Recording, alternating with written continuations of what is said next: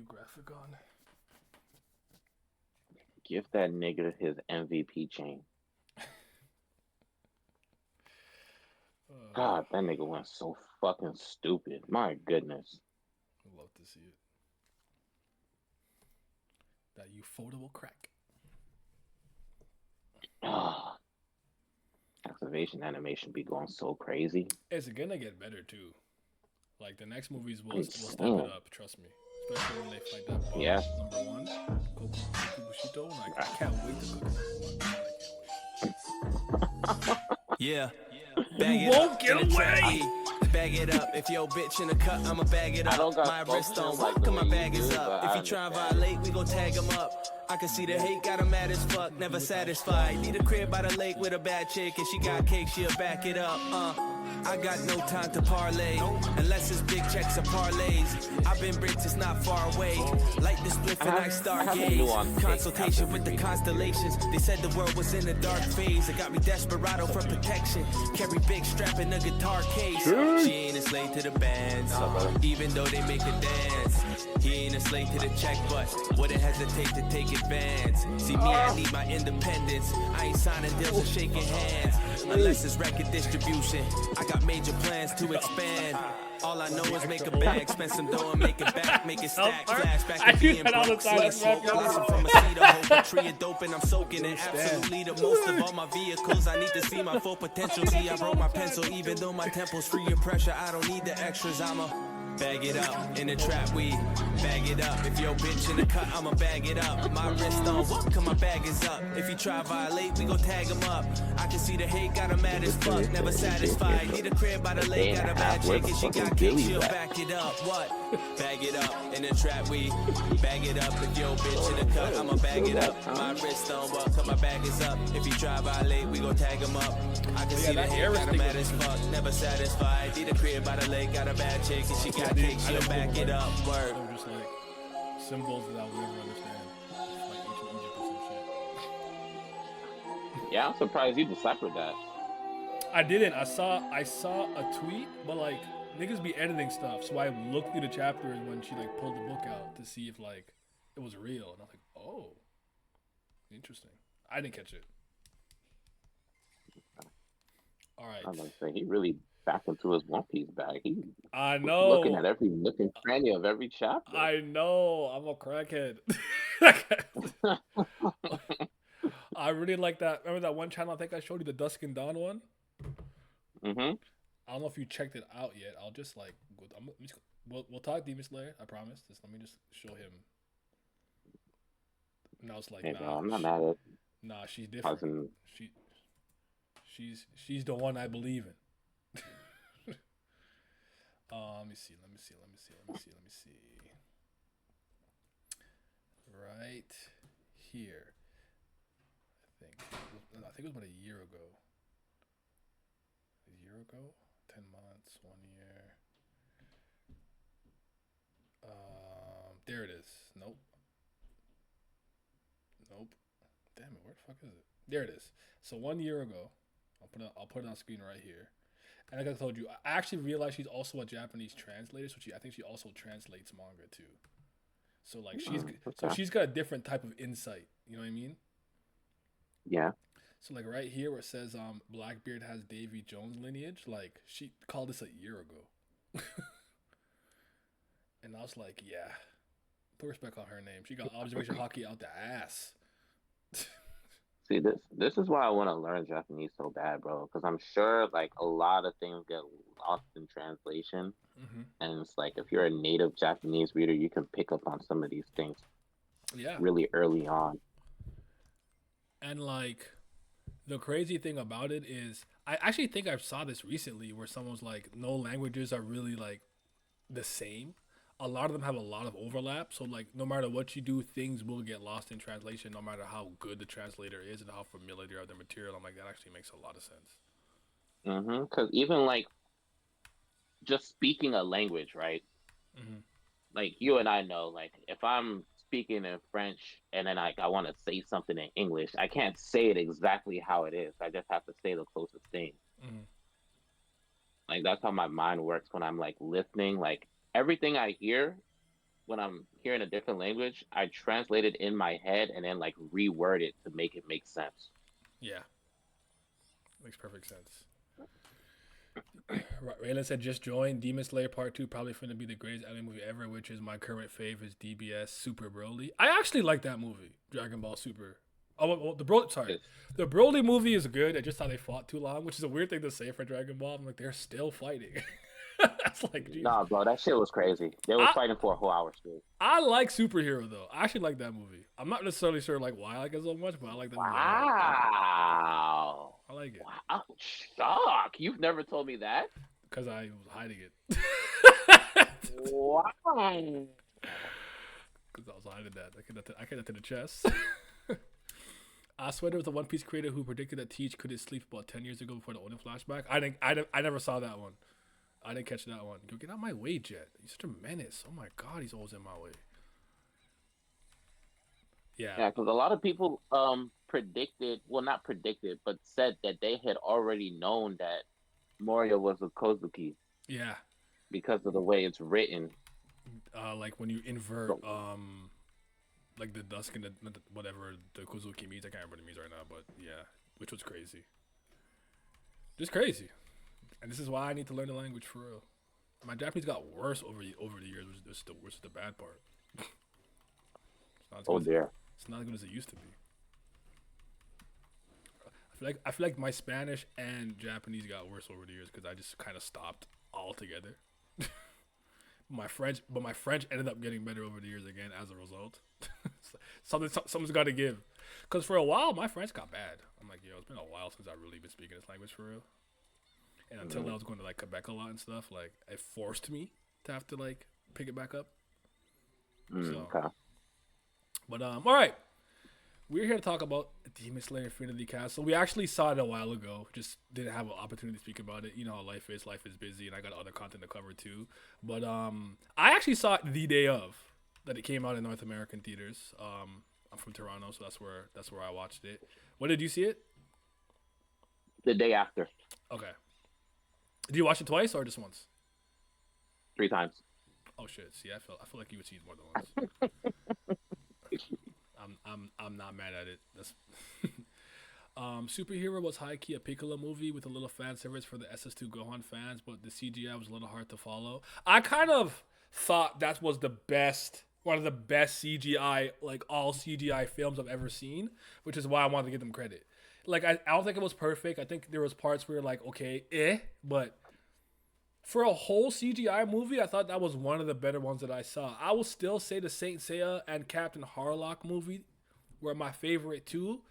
But I like that they were experimenting with the animation. It's one of my favorite things Toei used to do with the One Piece films. Like, they would, with the films, they would really try out different animation styles, like rotoscoping, more key animation, more digital. Like, you could see for like the Baron Amatsuri movie, like, it looks a little different in terms of the characters, how they move and how they emote. I like that. I think it's fun to experiment. So, but yeah, shout out to Piccolo, the aura farming master. So I went. So my boy Nat, he got us all the tickets and everything, and like I went to that movie like 16 deep, like with 16 niggas. Like it was kind of crazy. It was a fun movie experience, but I have to like admit, like I haven't nigged that hard in a long time. Like we pulled up an hour, early. We'll get into the movie in a second. We pulled up an hour early. We was in the parking lot. We was, smoking up, drinking up, had a couple of beers and everything, just talking anime and stuff in general. I met some of Nat's friends, and I guess he was speaking about me. He's like, oh, you're the anime guy. You're the one who fucks with JoJo, right? I'm like, yeah, Rocky-san. So then we went into the theater. We saw like a bunch of people cosplaying, which was dope. So we took some pictures with the cosplayers and everything. It was very nice, friendly environment, which I always like.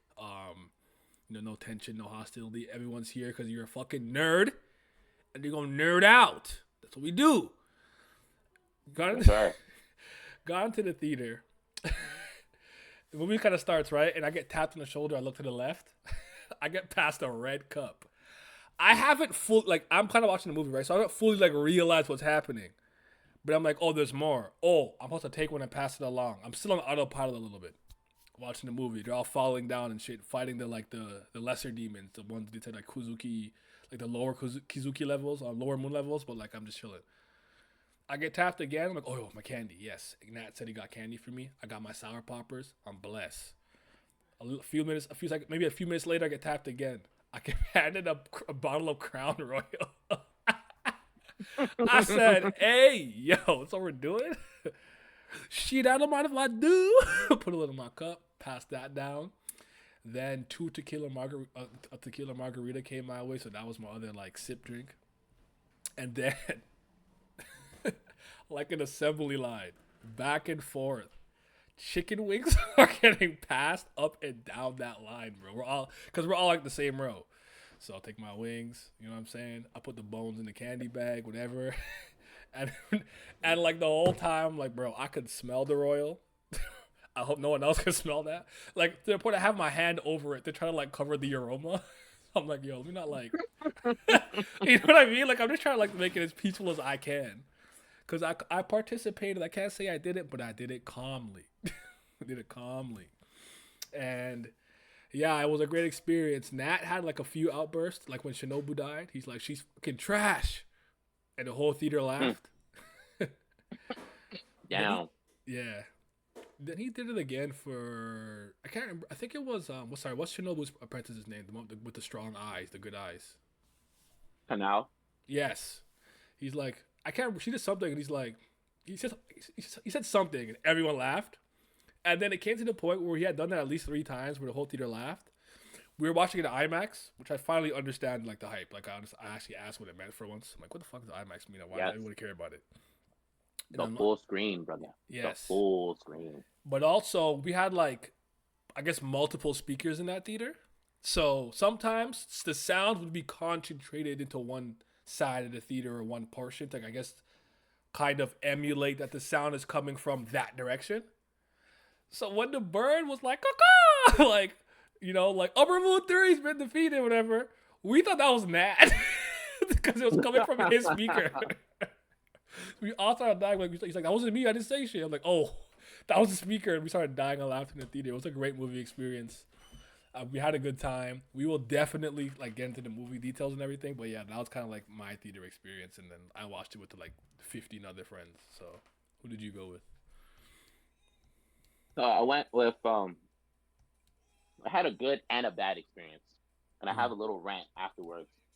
But I went with my sister and my godbrothers that you met at Otakon, and then their friends, which by extension are also my friends as well. So it was 8 of us. Mm-hmm. We get to the theater, you know, we got there on Color People time, like literally right when the showtime starts.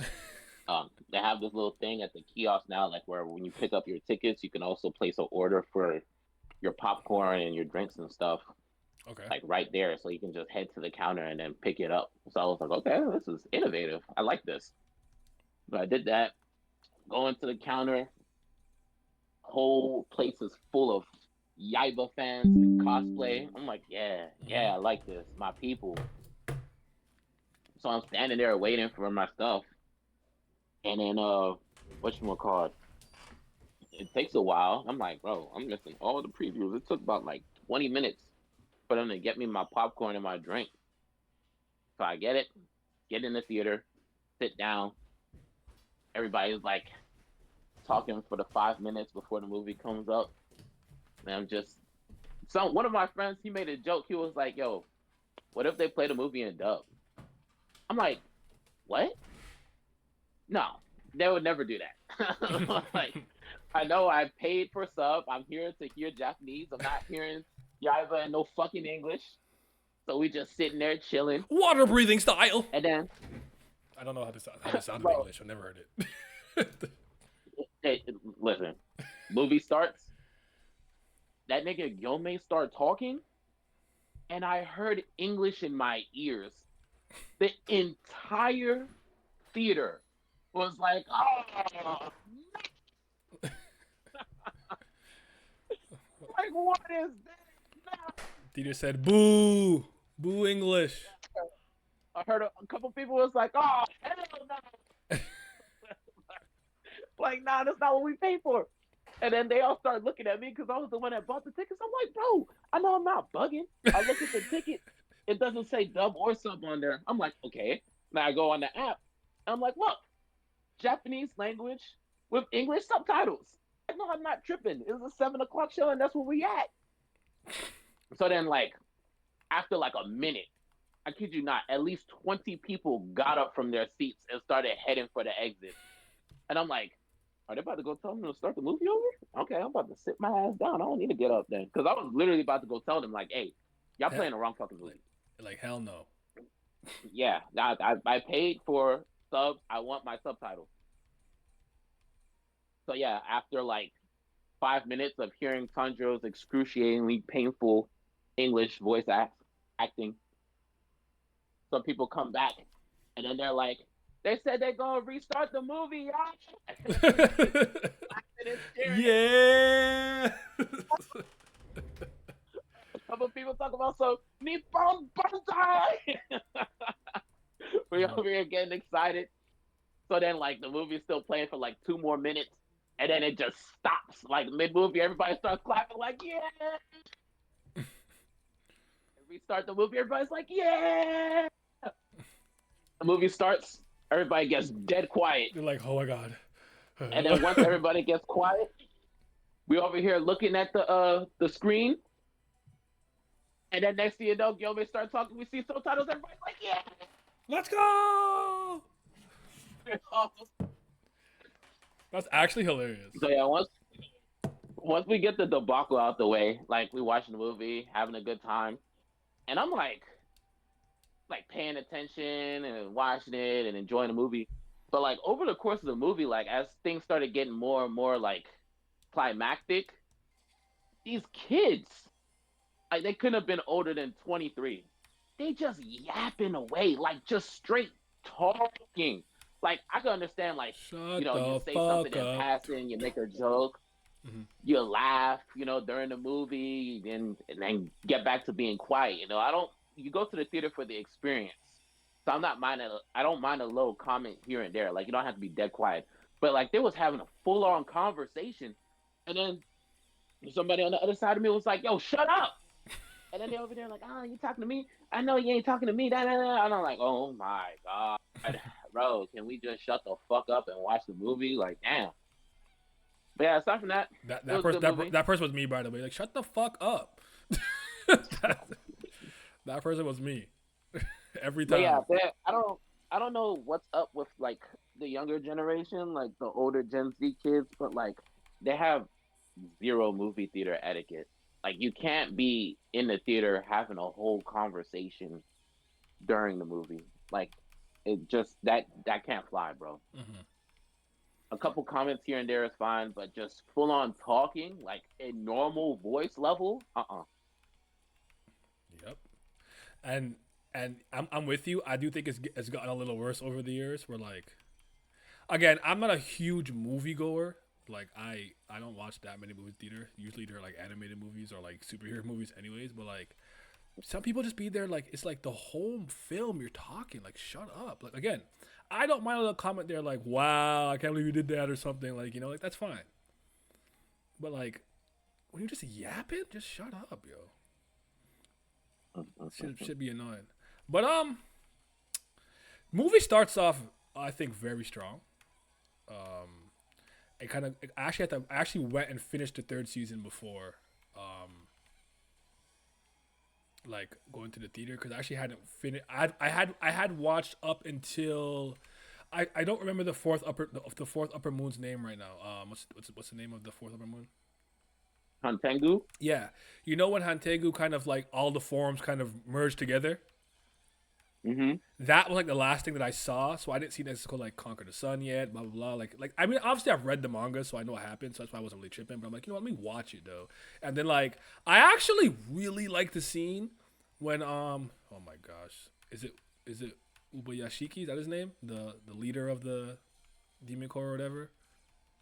The guy with who's blind. Oh, yeah. Yeah. He when he blows himself up and they all pull up like right the last second, he goes like, "It's Muzan." They're all like, "Oh yeah, that's him," and they all come in like that moved me. That was tough. That was a tough scene. Like, one thing that I've always really appreciated about the Demon Slayer manga, and I think the anime does a really good job of this too, it's the desperation. Yeah. I'm muted. What? Yeah, I can hear you. Oh, that scared me. I was like, what? That scared me. Okay, no, we're good. Oh, you said that was me? Oh, okay. My bad. It's like, wait, what? I think I first really noticed this when I watched the fight against Gyutaro. Like, they are desperately trying to take out this Upper Moon 6. Like, they're risking body, limbs, future, everything. Like, Tanjiro's finger is throwing up a gang sign. It's broken. It's bent the other way. He holding that shit with 3 fingers. That nigga Uzui has his other hand in his hand, bro. Like, it's the desperation is real, and that's one thing that I felt this movie also captured really well, and I really like how, because it's like, these demons are powerful. As much as we're superhuman, Hashira level, whatever the case may be, these motherfuckers are. It's actually the android problem, which I realized it a long time ago, but I was a little late to it. Where it's not even like you're necessarily weaker. You can't sustain that level of effort forever. You're gonna get tired. I always argue, and you have to agree with this, but if Vegeta didn't have literal like Saiyan stamina issues, I think he could have beaten 18, but he can't fight that ferociously for that long, and that's how hard he has to fight to beat her. So all he has to do is play the long game. It's like, all right, you're getting tired, you're getting slow, you're getting slappy. Mm-hmm. Oh, my arm! Even Trunks, right? Yeah. Trunks was like, oh, he's stronger in this timeline than he was in my timeline, and he's fighting her head to head evenly. Mm-hmm. But then over time, like, you know, being a Super Saiyan, especially a new Super Saiyan at that, too much energy. So he started getting weak and sloppy. Exactly. So, I actually also really like how the movie kind of illustrates and portrays the ever-expanding Infinity Castle. I also really like when the crows are just constantly flying everywhere, trying to map shit as it's continuously expanding. And the kids are just mapping it out. Pass it, mapping it out, pass it, mapping it out, pass it. Something happens, someone wavers, there's no time for that right now. We'll cry later. Map it out, pass it. You know, like, that's how, and like, for a kid to have to do that is crazy. It's crazy. Yeah. So. He was the, what I want to give him? 6th man. Yeah, he was 6th man of the year. Yeah. Hell yeah. He completely embodied all the things I guess his father was about and taught him, and then went right to it. And that man blew himself up, his wife, and some of his kids just to get Muzan in that little situation. So I also forgot that Gyome knew. Forgot he knew. Mm-hmm. And not Mukai. What's his name? The Mist user. Muichiro. Muichiro. When he asked him, I'm like, yeah. Like he didn't. I like they didn't lie either. He just told him the truth immediately. Like, this is what happened. Like, we got to make it count. And I'm like, wonderful. This was really good. I also want to say, I kind of fully predicted where this movie would start and end. Well, start is not really a big deal. Starts whatever. But I'm like, it's going to end with the Akaza being defeated. And I think the next film, Doma and Kokubishi, whatever his name is, I can't pronounce the nigga's name. Kokushibo. I would say Koku twice. Kokushibo. I think they're both gonna go down, and the last movie will be fully Muzan, and then the backstory with Yoruichi and everything of the sort. Like, that will focus on that. I think backstory with Yoruichi. That's actually what happened with the Upper Moon 1. But also remember that Muzan did meet Yoruichi when I'm having a problem with names today. The demon girl was sick with the medicine. Tamayo. When she was like, yes, kill him. And she's like, no. No. Damn it. Her knees, bro. She was defeated. She said, dog. She was over there watching with bated breath. You're like, oh my God, he finna die. Yo, I saw the way she fell to her knees was the same thing that happened to that random ninja who saw Madara summon a meteor. He's like, bro, Is this the power of a god? What am I doing here? I throw shurikens, my nigga. Like I can't. I'm ill-equipped. so yeah. He said he missed the penalty. He did. Oh shit, man. Yeah. So I want to say that I thought the movie was going to end exactly kind of where it ended. So that's my prediction. We'll see what they do. Later on, the movie was pretty long though. This is the longest film I've watched in a while. 2 hours and 2 hours 30 about. Yep. Because I won't lie to people. Again, this had nothing to do with the movie quality. This was just me being like, I saw what I needed to see. I'm kind of ready to go, but I'm gonna sit here and watch the rest of the movie. During a cause's flashback, I was fighting to stay awake. It's a good flashback. I like his flashback. He's actually one of my favorite characters, and I think he's the best demon in the series. But I was fighting for my consciousness in the last like 15 minutes. I'm not gonna hold you up. Because I was like, all right. No, it was pretty long, bro. It was pretty long. Like I timed it the second time I went to go see the movie, and I was like, yo, this flashback was 30 minutes. Yeah. I was like, wow. It's a 30-minute flashback. Oh my god. And like, excuse my lack of empathy, I guess, but like, as much as I could understand it, I don't feel bad for any of the demons. Like, oh no, like, it's not his fault. It's like, like again, he's the one. Like, yo, I'm like reasonable crash out, but like, it doesn't make me feel bad for you. Like, die, you're a demon. Like maybe I'm just an asshole, but that's all I'm saying. Nah, but I mean, I have another nuanced take because, well, I'm about to get into my rant bag again. Mm-hmm. So, obviously, Yaiba is super successful, massively in Japan, and even overseas, it's still not same level of success, but very successful. And then, it's for trivial reasons, like characters look cool, animation is great, the story is easy to follow. Mm-hmm. But I see a lot of people like dogpile on it and constantly shit on it and like oh my god, it's carried by the animation. I'm like, bro, I just want some of you guys to like shut the fuck up, mature a little bit and grow up, because like everything doesn't need to be intricate thesis level, monster fucking Attack on Titan plot heavy Berserk style deep in order for it to be good. Talk to him. The beauty of like Demon Slayer lies in its simplicity and the raw emotion that it invokes in people, and then the situation that these characters have been placed in. Like, you just have to put yourself into their shoes for a little bit. A lot of these guys are like 16, 17, 18-year-old kids, and they've lost their whole family. Muichiro's like 14, isn't he? Yeah, he's a 14-year-old kid. And he lost his mom, his dad, and his twin brother. Yeah. And it's like, this is a world and a society they live in where their loved ones get snatched from them before they even had a chance to really live with them, Mm-hmm. And you see it like what I was saying earlier, like the desperation to like get Muzan out of there because he's making all their lives miserable. And like, they're they can't live in peace. And they're noble and honorable enough to sacrifice themselves for the next generation, because some of them know that they're not seeing tomorrow. But so no one else no one else has to go what they went through. They're willing to put their life on the line. And then people are always like, oh, but why the author always making you feel bad for the demons? Like, bro, that's not the point. The thing is, the series has the light side of the coin and the dark side of the coin. The light side, obvious, being Ubuyashiki, and then the dark side being Muzan. Mm-hmm. All these characters have one of these sides of the coin come to them at the lowest points in their lives. There's a few exceptions here and there, like Doma, who didn't give a shit about anything anyways. But yeah, like a lot of the Hashira, like when they lost everything, they come to Ubuyashiki and then he gives them hope. He inspires them to live, to keep being strong for the next generation.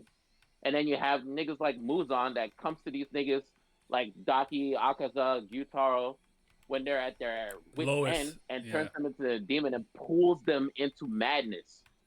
And then they kind of And then forget their humanity slowly. yes, so like the backstories for the demons is not to make you feel sorry for them because they killed and eat people and obviously they're pieces of shit, but it's to make you understand what they went through to bring them to this point. It's an explanation, not an excuse. Is how I'd put it. Yes. So you can feel bad for the lives that they live when they're humans, but when they're demons, oh no, they gotta die. And that's what I've always liked. Like everybody was like, "Oh, Tanjiro will just be doing talk no jutsu." I'm like, No, he finishes he's the ready job. to kill all these niggas. Yeah, He just has enough. he's ready to kill all of them. Exactly. He's not sparing them. he's still getting the job done. Just he's a lot more empathetic, and also his sister became a demon, so he's got a different viewpoint than the average person. You have to understand. I think that's the part a lot of people miss. Remember, his sister became a demon too, right? So, and his sister's like a good person still. But yeah, and Tamio's also another example, and her little her assistant, I like him. I can't remember his name right now. Yushiro? Yeah, I like him too. Like, yeah, he's dope. I love when he came in when Zenitsu's senpai was like, he'll die with me. He's like, no, you stink. No one likes you. You finna die alone, bitch. You finna die alone. I said, oh my god, that pissed me off. I know he went to hell fucking fuming. Yeah. Oh man. And I think one of the ones too that you have to remember too is that Gyutaro and Daki were a brother sister demon combo, and Tanjiro understands that one misstep that could have been him and his sister in some capacity. The wrong misstep. So his perspective is different, but he's just more empathetic in that sense though. He is. So yeah. I think people misunderstand what he's doing when he's kind of like being empathetic towards a demon. Comfort, like Chief said, he comforts them after he packs them. Like, what's that one move that could like calmly send you to the afterlife? Where it's like blissful, like you're still dead, but he's like, I'll send you away like nicely, I guess. So yeah. All right, where do you want to start? Which portion you want to start with? We can just go in order. Okay. So we can start with Shinobu and then Doma. Yeah, so Doma is actually the biggest piece of shit demon. Like, I don't want that to be lost. I have a personal grudge against Kokushibo, but Doma's the worst, and I don't like him at all. Yeah. He's awful. And he's funny, but he's awful. Yeah, no. Didn't he also like pull a Dio? I don't know if I remembered that. Like, I know, or Shinobu I should kind of say. Didn't he like dig into his brain to remember something? Oh, that will happen in the next movie. Yes. Okay. Never mind that. Maybe I was remembering it a little bit far ahead, but yeah. Oh no, you're right. It's when Inosuke comes to remember what his mom looks like. Yes. Mm-hmm. I still think one of the greatest tragedies he never got like a 1v1. A 1v1, yeah. Or like I don't know. I don't mind that him and Thing had to team up to take it on Doma, and obviously Shinobu's poison working more and more because she got absorbed. But I kind of wanted him to get a Zenitsu moment to the point I wouldn't have minded if like another Upper Moon was created for him to fight, but that wasn't experienced the same way Zenitsu's Aniki was and everything. And I actually heard people in the theater tear up when his grandpa said, "You're not a disappointment to me. You're my pride and joy." People were sniffling in the theater. Yo, I heard people crying. That shit got to me. I don't know. It's something about hearing it. Like when I read it, I was kind of sad, but then like hearing it and seeing the presentation, I was like, "Oh my god, grandpa!" I can't say it didn't get to me. I will say, just like your line, April, because I knew what was coming, I braced myself. So by the time it happened, I was kind of stone-faced. Not that I didn't feel it. But what's going to get me is when the Win Hashira has to say, "God, please don't take my brother." That every time I read that part, it gets me. Every single time. Because the way he acts and how standoffish he was, but the whole time he just wanted his brother to live a normal fucking life. Grow old, have a family, live. You know what I mean? Like that part's gonna get me when it happens in theater. I know it is. I'm probably gonna tear up. That's like the most emotional moment for me in the series. That shit hurt, man. That shit hurt so bad. He said, "God, no, please don't take my brother." And then Gyome had to just look at him and be like, "Bro, We have to cry later. Job not You know what I finished. mean? Like, yo, he's like, oh man. He said, job not finished, bro. Mhm. Instead of being locked back in, he got back up. He was like, bro, I'm gonna go kill that bastard. Yep. No, I fucking love him, man. Yep. That's my guy. Yeah, Yome became my favorite real fast. Then I would say still Inosuke. Then I actually would probably put Akaza, then Doin Hashira, then probably Tanjiro fifth. Like my order is those five in some interchangeable order. Akaza is a great character. I like him a lot. I think I've also started to understand the Rengoku thing a bit more. I think I've underestimated how big of a role he played because I always felt like, especially in the manga, he kind of just came in and went, and I was kind of like, eh. And I just kept going. I get it now. I think I get it now. Thank you. Yeah. But yeah. Shinobu Showcase from an animation standpoint, everything was really good too. I did see a meme that made me laugh. That was like Shinobu thinks if she was taller, she'll be moving like a cat. And I'm like, yo, dog, you can't be that weak. Like, if you're strong enough to go ahead. Hold on. Did you see Dance of the Centipede? She was zigzagging. I was Yep. like, oh. Yeah. and Doma's bastard ass is just like playing around. But she fully intended to get absorbed though, so you have to always remember that. She did not intend to run into him and not die. My sister was her favorite Hashira. Mm-hmm. You said her sister's your favorite Hashira? Did we lose Pat? Is that me on my end? Hold on.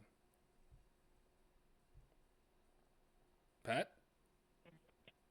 Oh, your internet's struggling right now. I can't really hear you. I can hear you trying to say something, but leave and come back and see if it works better.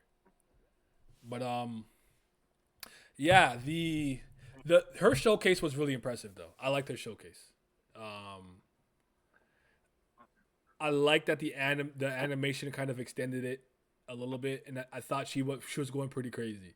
And I love the part where she like stabs him in the throat with the poison, and then she's like remembers Tanjiro saying, "Are you angry?" She's like, "Yeah, I'm always pissed off. Like I am angry." Like you like smell her anger, and he's like, "Why the fuck won't you fucking die, you piece of shit?" As she's falling down, like.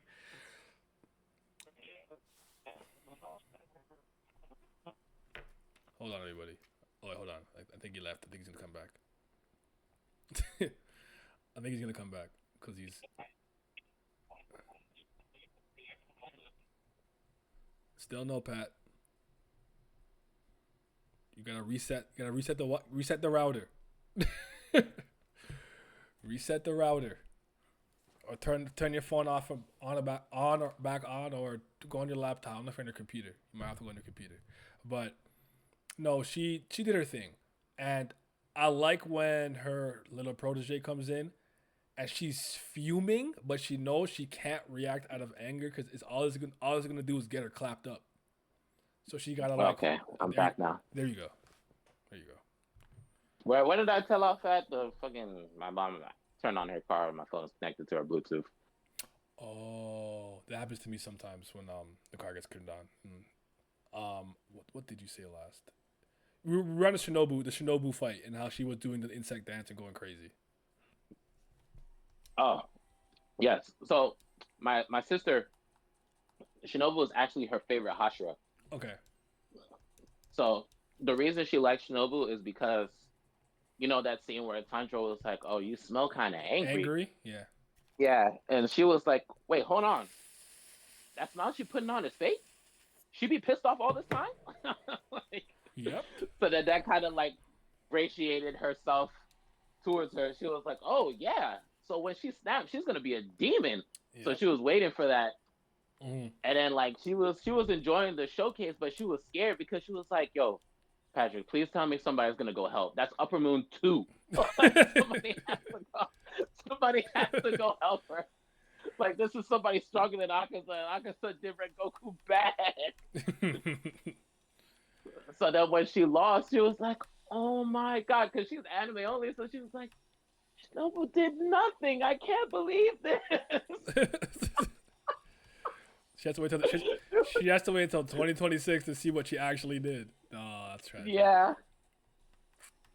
So I'm just like, it's a little inside joke for me because I'm like, don't worry, sister. You made a good choice. It's going to be a good contribution, but she has to wait it out. Yeah. Is it not just her?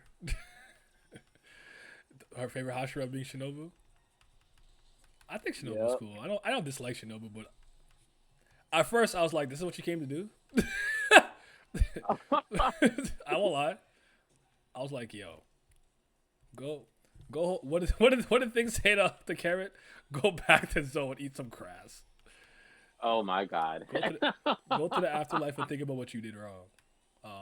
Jet, get out my way, bro. Oh my God, Jet.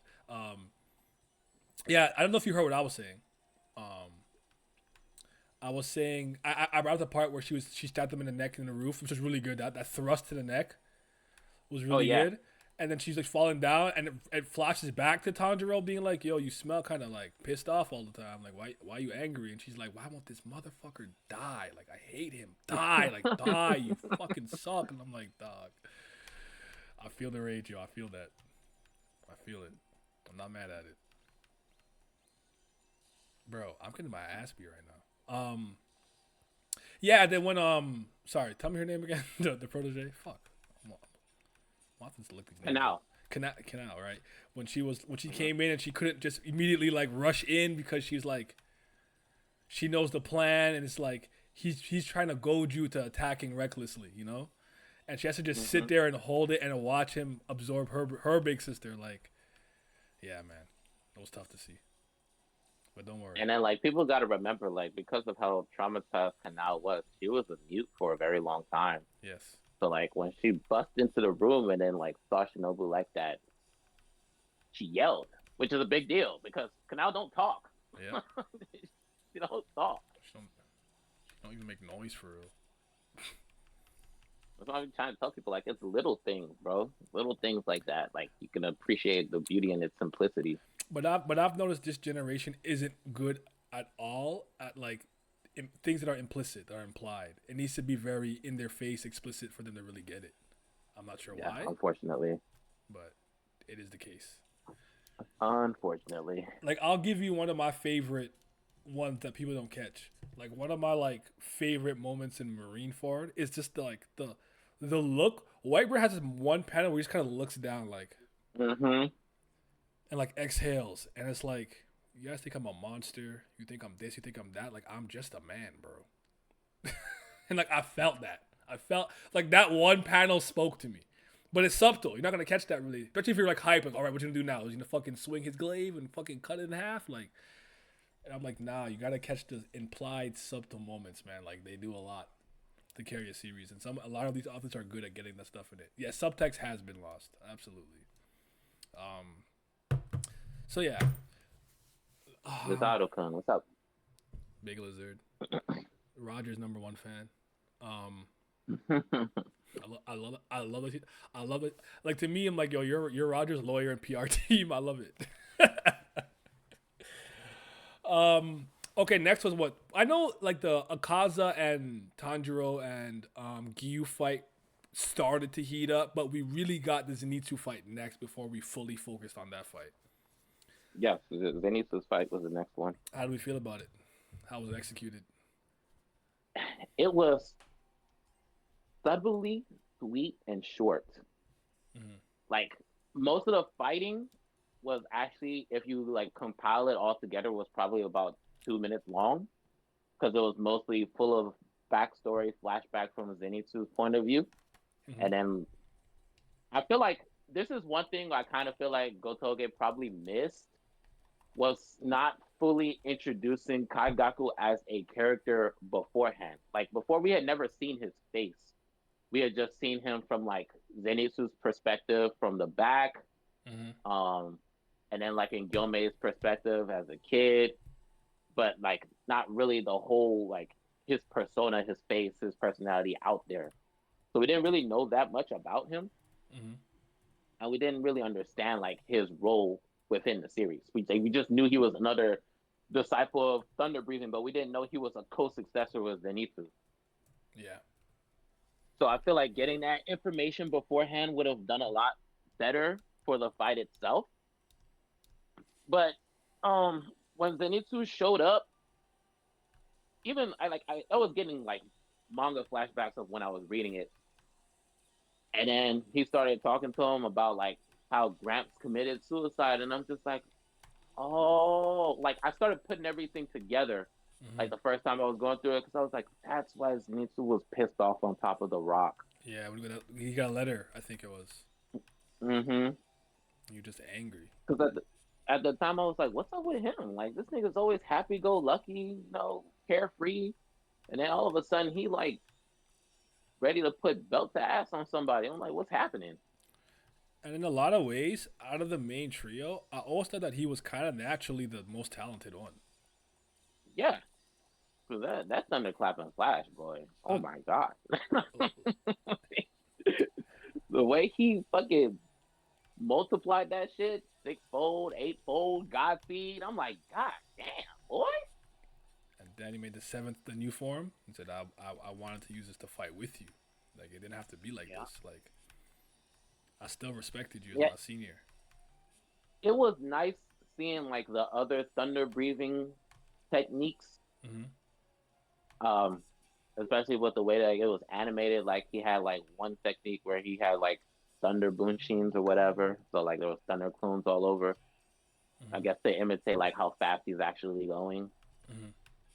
And then the blood demon art like mixed in with the lightning and having like lightning cracks all over Zenitsu's body.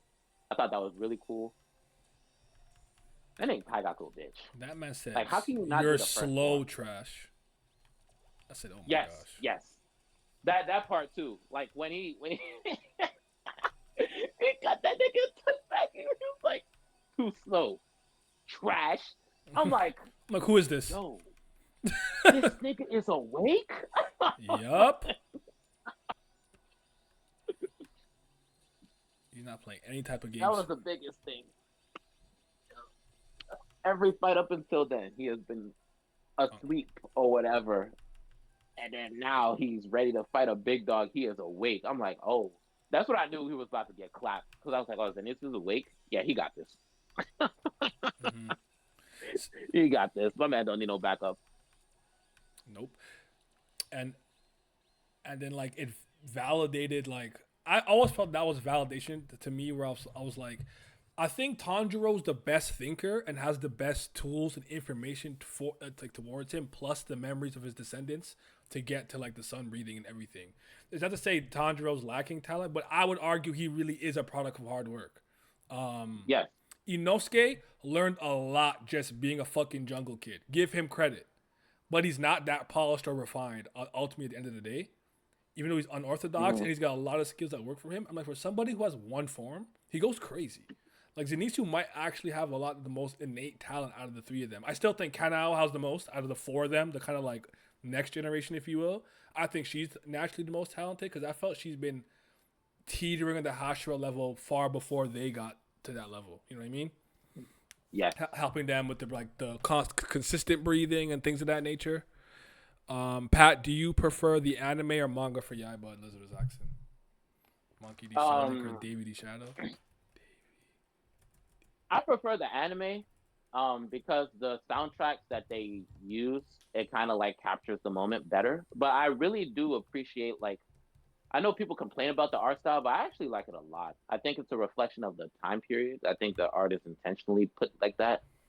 And there are little tidbits within the manga after the chapters that are not present in the anime. It's true. It is true. There was one scene I thought they would animate a little differently. Which is when he was like, "I don't like talking. Please don't speak to me." I thought they would make it a little more comedic. It's still a hit, but I thought they would do it a little differently. I feel like his face was a little more deadpan in the manga. Like, bro, just fight. Like, I don't like you. I don't want to talk to you. I don't care. They could give you the peak introvert, bro. I won't even lie to you. Like, I like that. I'm like, this is a me thing to say. Like, shut up. I don't have anything to say to you. Just fight. But I like talking to you. What's your name? Giyu-san. So his name is Giyu. I said, fuck. So fuck you yapping too much. No, I thought again that fight is also pretty short in the manga. If I remember correctly, it's like a chapter and a half. Like I think the fight is a chapter, and then like the aftermath where like they're both falling and a little bit of the flashback and stuff. I think it's about 2 chapters in total. So the fact that it didn't take a substantial portion of the movie made a lot of sense. It's kind of short, sweet, to the point, and I liked it. And I think they did what they could to extend it. So I thought it was really, really well done. I think it was one of the better adapted parts of the movie. I really enjoyed it. I thought it was really good. Seeing that guy go down, needed him to go down. I don't like Keigaku, whatever his name is. He sucks. He fucking sucks. Look at trash. I don't even think he was in a position where his life was so bad and ruined that he needed to do that. He was just a pussy. Yep. Like, Because like yeah. the whole thing about joining the Demon Slayer Corps is to protect the next generation. That's literally the point. If you are stronger, you lay your life on the line so that the weaker ones can succeed, and then they pick up they inherit your will, and then they become stronger than what you were. That's the whole point. Not so you can keep preserving your own life, you little bitch. Bitch ass Nick. Okay, yeah. So seeing him get packed up, cathartic, nice. Needed that. And then we get to obviously just other things happening, but we'll get to it. But the main event. Yeah. Giyu and Tanjiro versus that boy Akaza. And this was one of the moments where I realized the animation team was doing so much dope shit. I have to really pay attention to them. I haven't really read the manga since watching the film. I'm gonna read it again to see if I notice this, but I really think the Infinity Castle background, the way it was expanding, even at one point when they were like fighting, like one of the little like portions extended upward, almost to put Akaza above them, like I'm still greater than you, whatever, come at me. Yes. And I'm like, the way that they play with the background animation to actually add more atmosphere to the fight was really good. Like that's not something I expected them to do, and I think it's an underrated part. I haven't really heard anyone speak about that part of the film, at least the discourse that I've seen, and I think it was really well done. It's almost my favorite part from an animated standpoint, where I'm like, I really like that they did that. That was really good. It really gave the feeling like we were watching a boxing match, where like we had the undercard, and then the mid card, and then we had the main event. Yes. And then like when they were on the platform and it raised, and then like you have the water going down to showcase like it's the water Hashira versus Akaza, who's Upper Moon 3. I was like, oh, okay. It kind of like it gave the feeling like, hey, you better strap the fuck in. Yep. It's the main event. Let's go. Like the booking was good. The build up was incredible. Even like the small little like, you know when they like tickle butt fight before they really start fighting. Like like the little clash they had. And he's like, all right, like Tanjiro, like I'm about to pack you. Then Tanjiro like uses his Hinokami Kagura, dodges it, does it again, cuts through his arm, and he's like, okay, Koshiro was right. All right. I accept it. You are not weak. You're not a bitch ass nigga. All right, let me take this a little more serious now. Then he gets in the stance. I'm like, oh shit. And like I like how Tanjiro really grows in this fight specifically. This is one of my favorite fights for him, as how much he grows in it. Like having to dig through the memories, remember what his dad was teaching him how many years ago when he clapped up that bear really easily because the bear came into the territory. His dad was a demon. I feel like his dad was a demon, bro. I know. That weak constitution is an illusion. Because he was really sickly, but yeah. What am I gonna say? Yeah, so one of my favorite parts too is like I really like when Giyu gets like fucking flung, and he comes back with the mark, and he's like, bro, my back is searing with pain, and I'm like, I feel that. I get that. I'd be pissed off too. I'm pissed off, and he's like, bro. It's like that one fucking punch or kick awakened all of my natural senses back to the absolute pinnacle and peak. And I was like, dog, that's so fire. That's so good. And then he started going crazy. And he was even like even though he's like I haven't fought a I think he said he hasn't fought a water Hashira in like 50 years, but he's like, yo, your technique is like refined, it's precise, it's really good, really nice. Oh, you use lull? I haven't seen that one before. That was new. Last one didn't use that one. Like he just out there talking his talk, and you just like, shut up. I don't want to hear it. Bro, what he did to that bear, Muzan got lucky. I wonder how it would have been if his dad was around. That would have been interesting. He would have seen the earrings and fucking his cells would have started shaking. Yeah. And then, and this is what I mean about like the reason why I think Tanjiro gets so strong and gets so much done because he's a thinker, he's a gamer, he's a thinker. I think him and Midoriya actually have that one major commonality and overlap. You know, the way that Izuku will start writing shit down in his notebook. Though Tanjiro just does it mentally, he's like, yo, Inosuke, how could you just feel danger? Like, all right. He's like, yo, it's just like killing intent towards a part of my body. Like, all right, like, watch, I'll turn around. I could tell you where you're looking. Right, soldier. Yes, you're right. How do you know? right thigh. Like, he's just like, because, you know? And Tanjiro just slowly just stacking his knowledge. He's like, how is Akaza be able to just sense danger like that all the time? He's sensing will, killing intent, life, you know? If you could turn that off somehow, would you be able to sense me? To the point he thought that whatever attack he did blew Tanjiro away. He didn't know he was alive still. He thought it was just him and Giyu left. Tanjiro walking him down. Just no intent, nothing. I'm just here. Moo. Nothingness, you know? Because that's a concept. That's a concept, and like, you know, being able to like be fully like enlightened or like turn off your ultra instinct shit. Like, just, you know, like all that's all connected to like Moo. And then he yelled out his name. Giyu was like, bro, there's no way you did that. Because if I was Giyu, if he did it immediately in the next panel, do what he did with the see-through, or the see-through rule too, by the way. I remember what his dad said, and then cut off his head. I swear to God, I would have fought Tanjiro. The 2v1 would have flipped. Because there's no way we worked that hard for you to do that. I swear to God, I would have been, oh my goodness, he would have had me angry. And I also really loved, I forgot about this, but I love Giyu being like, bro, I remember when I first met this kid. He was just willing to die, covering himself. I'm like, what are you doing? If you want to protect her, protect her. You're the big brother. And like his little like axe throw, whatever he did, like look where he's come. Like you are Hashira level now. Like you are my peer, equal if not better, if not greater. Like I like that little moment too, because I really like the rapport they had during the training arc prior to the Infinity Castle, like the get some soba and yada yada, and you know, because he was all like, I'm not really the real Water Hashira, like.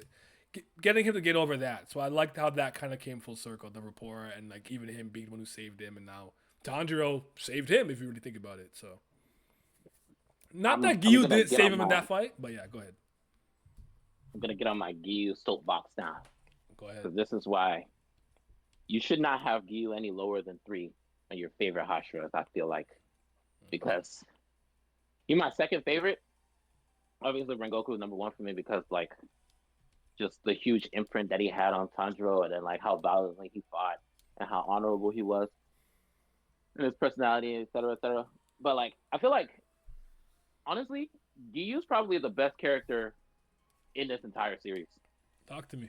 Because he was the first person that we get introduced to outside of Tanjiro's family. He shows up, he's ready to take care of business, like it's a demon that's about to kill you.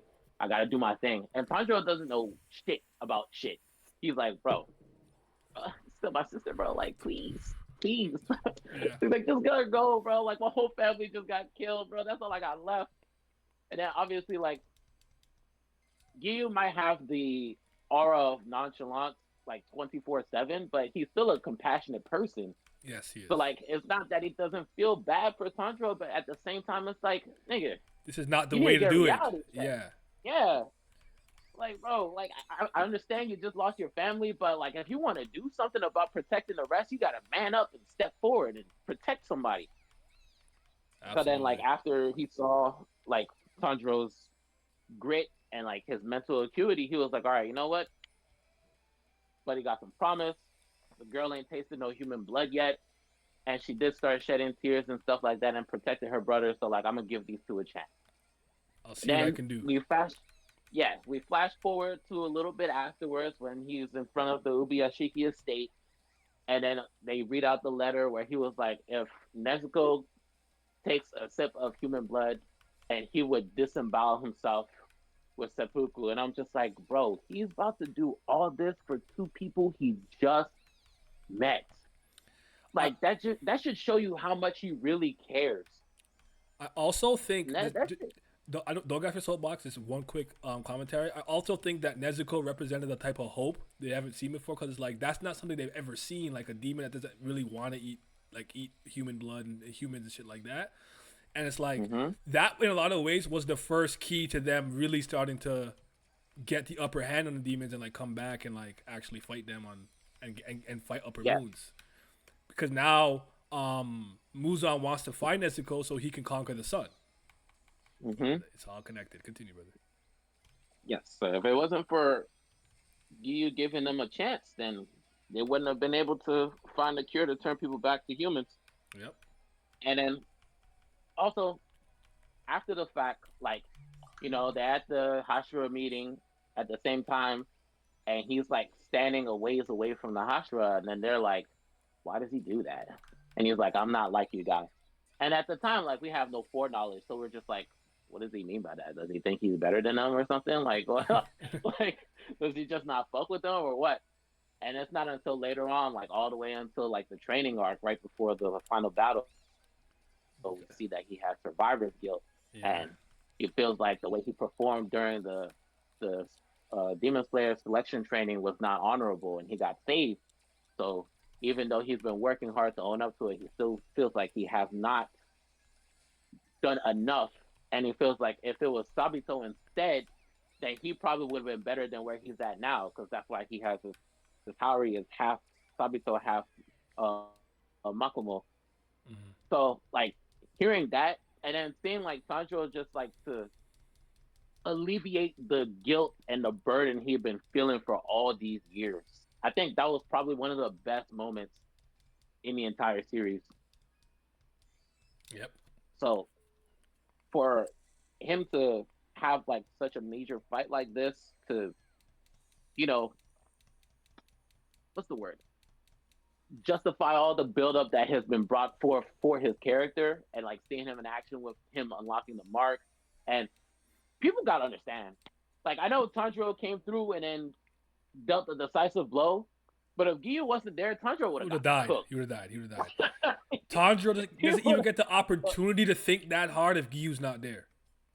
Yeah, Giyu was saving him like left and right the entire fight. And then even after Tanjiro beheaded him, Akaza was still there. Yep. And the nigga passed out. And Giyu was like, nah, bro. If you want to kill Tanjiro, you're going to have to kill me first. Yep. I fucking love this nigga Giyu, man. He's the goat. Nah, he is actually a really, really good character. He is. I like him. He's not my. I'd probably have him around that 6th spot, but technically that'd be my second Hashira, so a third Hashira. So he's in my top 3. So it'll go Gyomei, the Wind Hashira, and then it will go Giyu. I'm trying to think who else I actually like out of the Hashira for real. Well, I like Uzui. I like Tengen.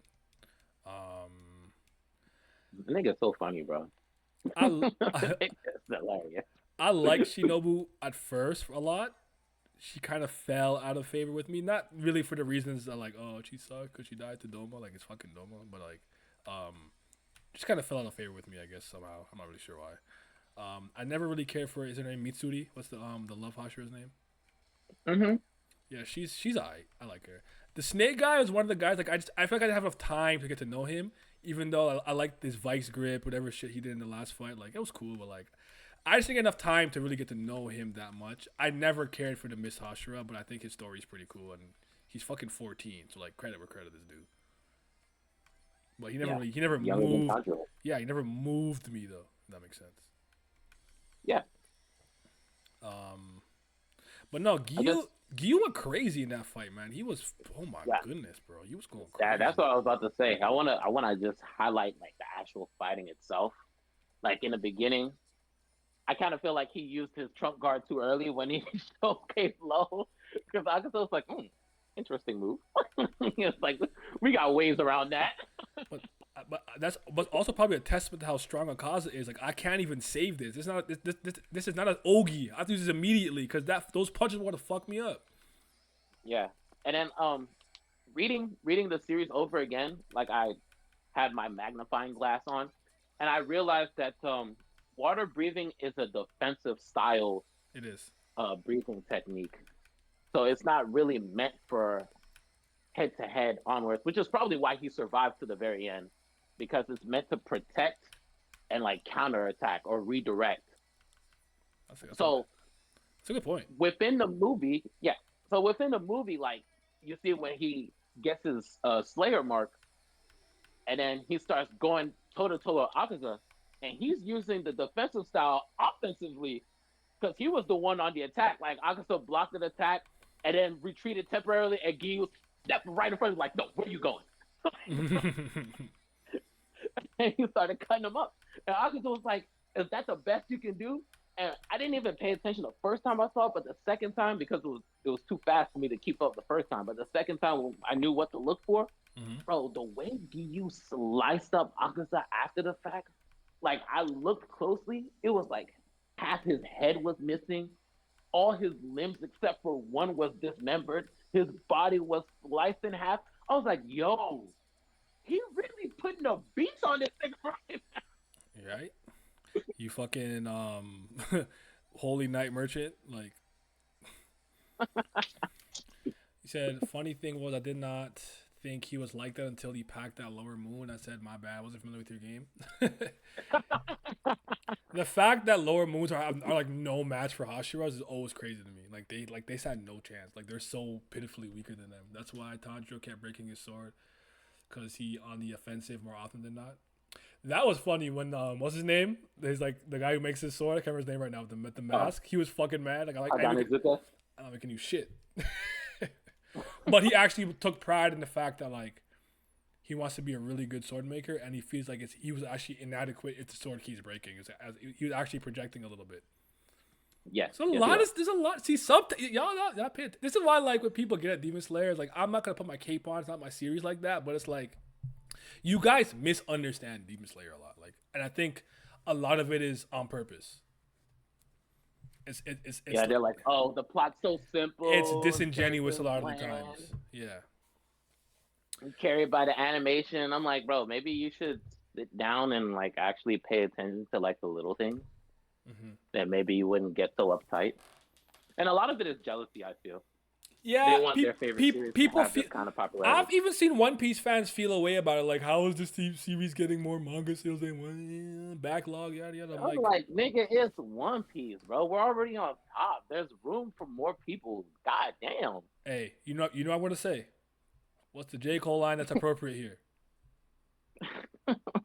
They act like two niggas cannot coexist. They act like two legends cannot coexist. Okay? They can coexist. Tranquilo.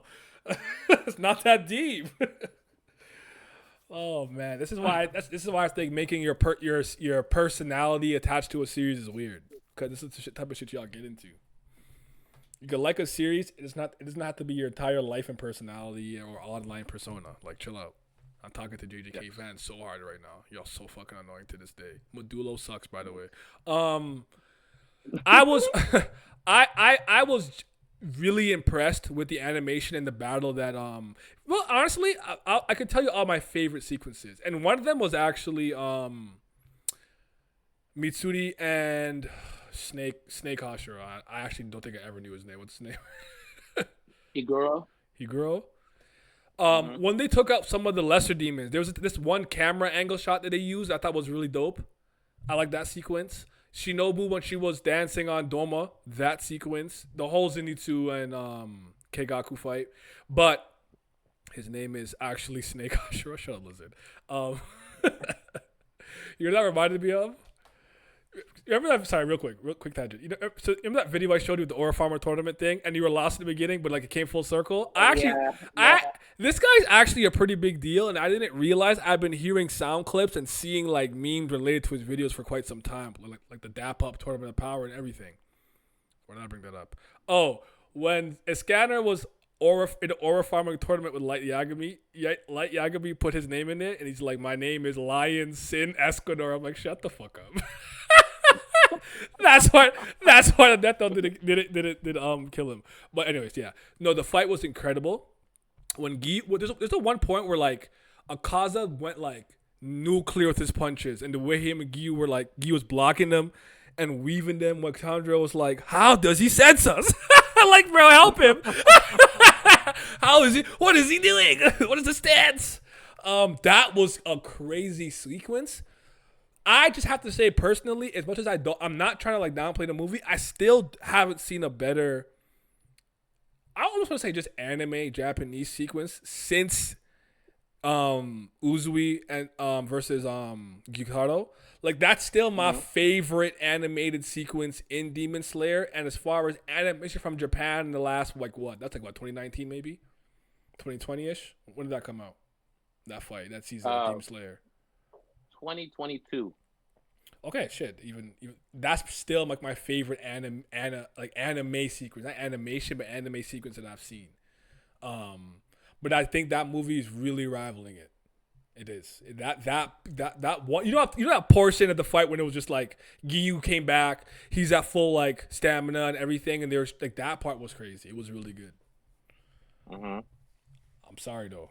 Neja 2, Legend of Hate 2, you know what I'm saying? But hey, the bronze medal's not bad. You're on the podium. You're on the podium. You got a medal though. But I think you will understand. I think when you guys watch the movie with me in Discord, you'll understand what I'm saying. But great job, yo. It was beautiful. And I actually think ending the movie with like it's almost like when you warm up and then you work out, you're supposed to do a cool down, right? Yes. That's what the Akaza flashback felt to me, which is why I knew they'd end it there. It made a lot of sense. And then like showing who's around the survivors, the next matchups, who's going to run into who, doing all that was a great setup to make you hype and get it's great anticipation for the next film. So I actually think, despite me being like, yeah, I'm falling asleep, I'm sure if I was an anime only and I didn't read it, it hit me differently. Just because I already know what happened. So it's not like I was getting the information.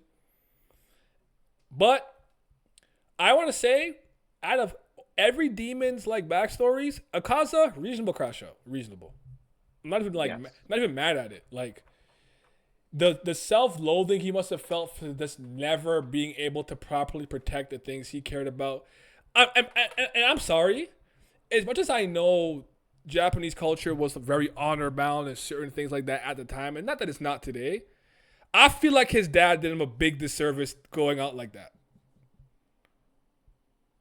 Like, he did a lot to try to keep you alive. Like, I get it. It wasn't an honorable way of living, but he was taking lashings, getting the fucking bandit mark on his hands, plus other things just because he loved you to keep you alive, and that's what you did. You just hung yourself. I didn't like that. And then I get it though. I get it though. And then obviously the sickly girl that obviously she was like, "Yo, you actually believe that one day I can come see this with you, get married, yada yada," and then like some jealous dojo poisoned. Was it the well or the water?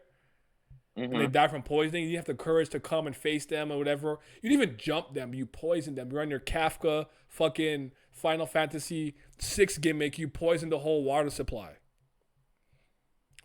You know what? Sorry. You know another example of this that I always forget about that I reminded of lately? This happens in the first Mega Man, in the Waterworks one. When they like do something to the water supply and it's poison, people get sick. This happens in Mega Man Battle Network 1, 2. And then he's just like, dog. Then he crashed out, fucked up all of them, killed them to the point they thought like he was a demon. And then like you said earlier, when he's like, he probably hasn't even fully processed everything that's happened to him and what he just did. He's limping away from killing a bunch of humans, lost everything that matters to him: his father, his wife, his master, who gave him a second chance at life, and who comes when he's at his absolute lowest moment. Moves on. And he's like, I don't even fucking care. Whatever. I get it. Reasonable crash out. Mhm. Reasonable. Might have got me too. Won't lie to you. But I'm like, fuck it. Fuck. But I feel like I'd have been petty. Like I'd stay in that. Like first thing I'm doing is I'm eviscerating that town. Everyone's dying. Actually, I'll leave the Oh kids. my God. I'll leave the children alone. Everyone else is dying. Like, yeah. And that's how the movie ends. It ends with that flashback. And I thought, I really enjoyed the movie. I love my movie experience as full of coonery as it was. And I only expect better for the next one. I really think that Doma fight when Inosuke and Kanao was using her insect eyes and going crazy, they're going to animate that shit beautifully. I know when Gyomei pulls up on Kokushibo, that is going to, and then when Hashira comes, bro, don't play with me. That's about to be beautiful. Hold on, I gotta change my camera. Keep going. Pat, talk for a second, but I know it's gonna be beautiful. I'll be right back. Yeah. For those of you that read the manga, but the way the fight with Upper Moon pops off, like I remember just going through it the first time and just feeling like this overwhelming sense of despair. 'Cause I was just like, damn, bro. Like Akaza was crazy, Doma crazy. This is number one though. And like if you've ever looked at the little manga trivia tidbits at the end, it shows you like how Muzan feels about like all the other Upper Moons. And then like with Daki, he thinks that she's a stupid child, but he likes Gyutaro's viciousness. Mm-hmm. So he doesn't really give him orders because like he just knows he's gonna wreak havoc. Upper Moon 5, I forgot his name. That's the pot nigga? Yes, he said he likes his pottery, so he thinks that he can sell it for a good price, but he doesn't. Gyoko, that's his name, okay. But he doesn't really care for him that much. Henkangu, he said he pisses him off because he's always acting like a little bitch. Nakime, he thinks she's very useful, so that's why he keeps her around. Out of all the Upper Moons, he likes Akaza the most because he's extremely loyal. With Doma, he doesn't like Doma because Doma is like hard to read, and he openly disrespects him. So he's just like whatever. But with Kokushiba, he views that nigga as a business partner. I might have not known that part. I remember him not liking Doma. I remember because like no one likes fucking Doma. The pottery thing I remember. I actually remember that. I don't think I remember the business part, but continue. Yes, he views Kokushiba as a business partner, which means he doesn't give this nigga orders. He just lets him do him. Because not only is he a demon, he is former Hashira level demon slayer. So like his techniques got a little bit more to it with his blood demon art. Mm-hmm.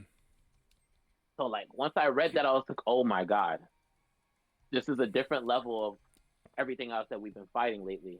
So I'm a little worried. I'm not gonna hold you. I'm a little worried.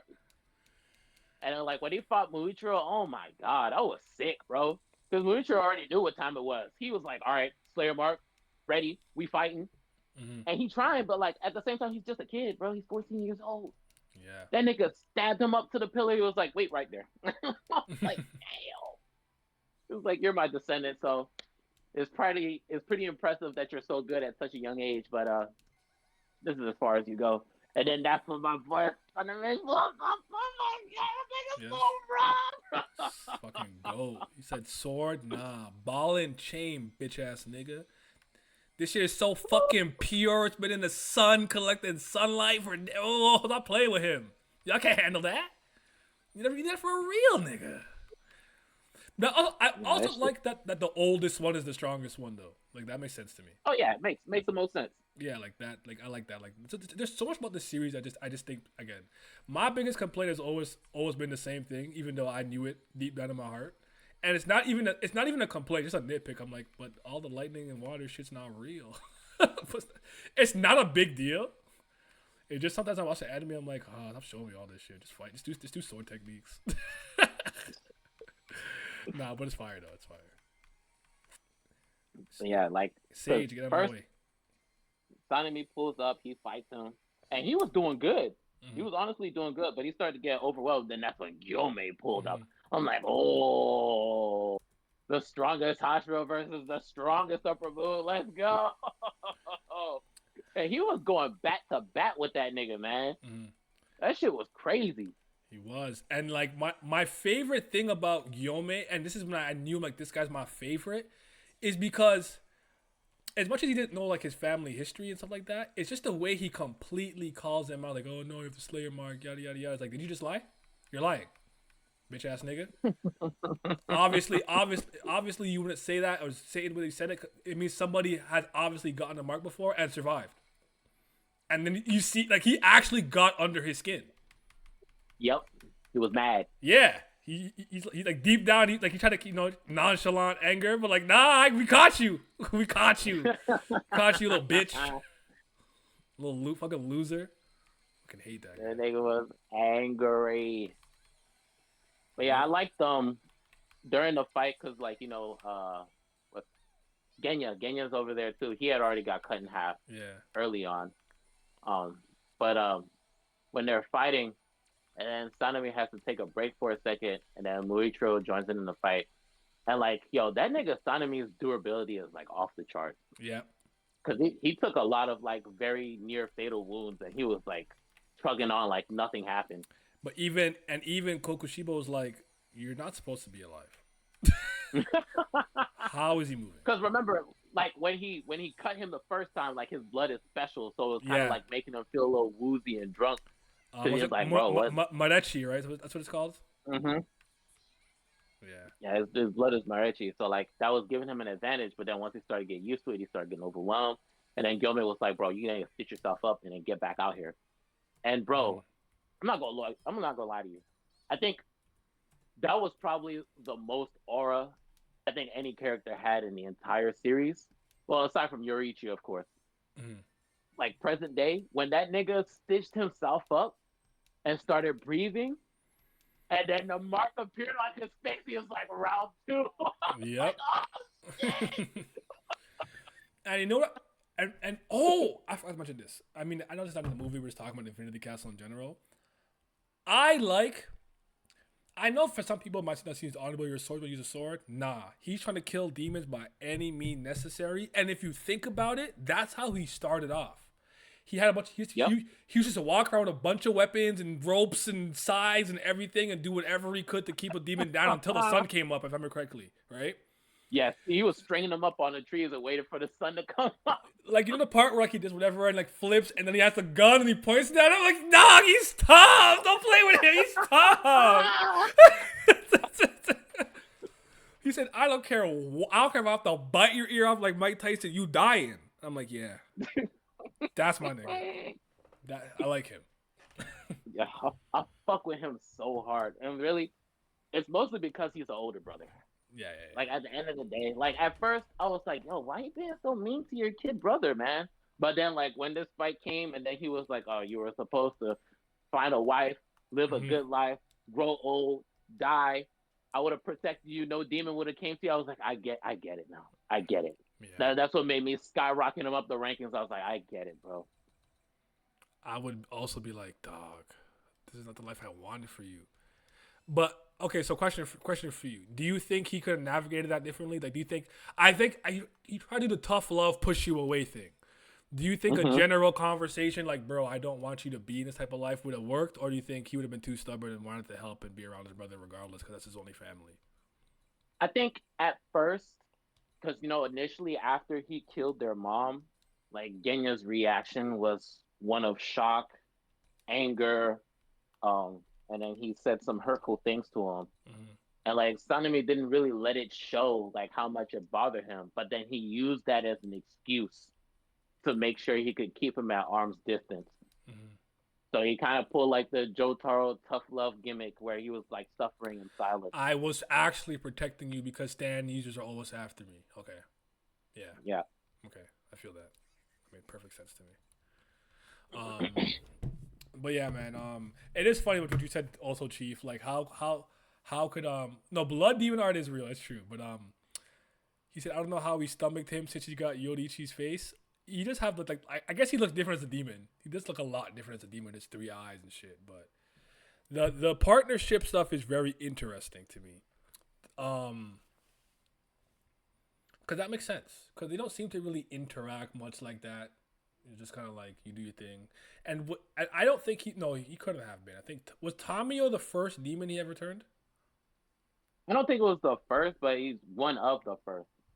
And he's obviously the longest in terms of tenure and long-standing, whatever. Yeah, currently living towards the end of the series, she's probably the oldest one.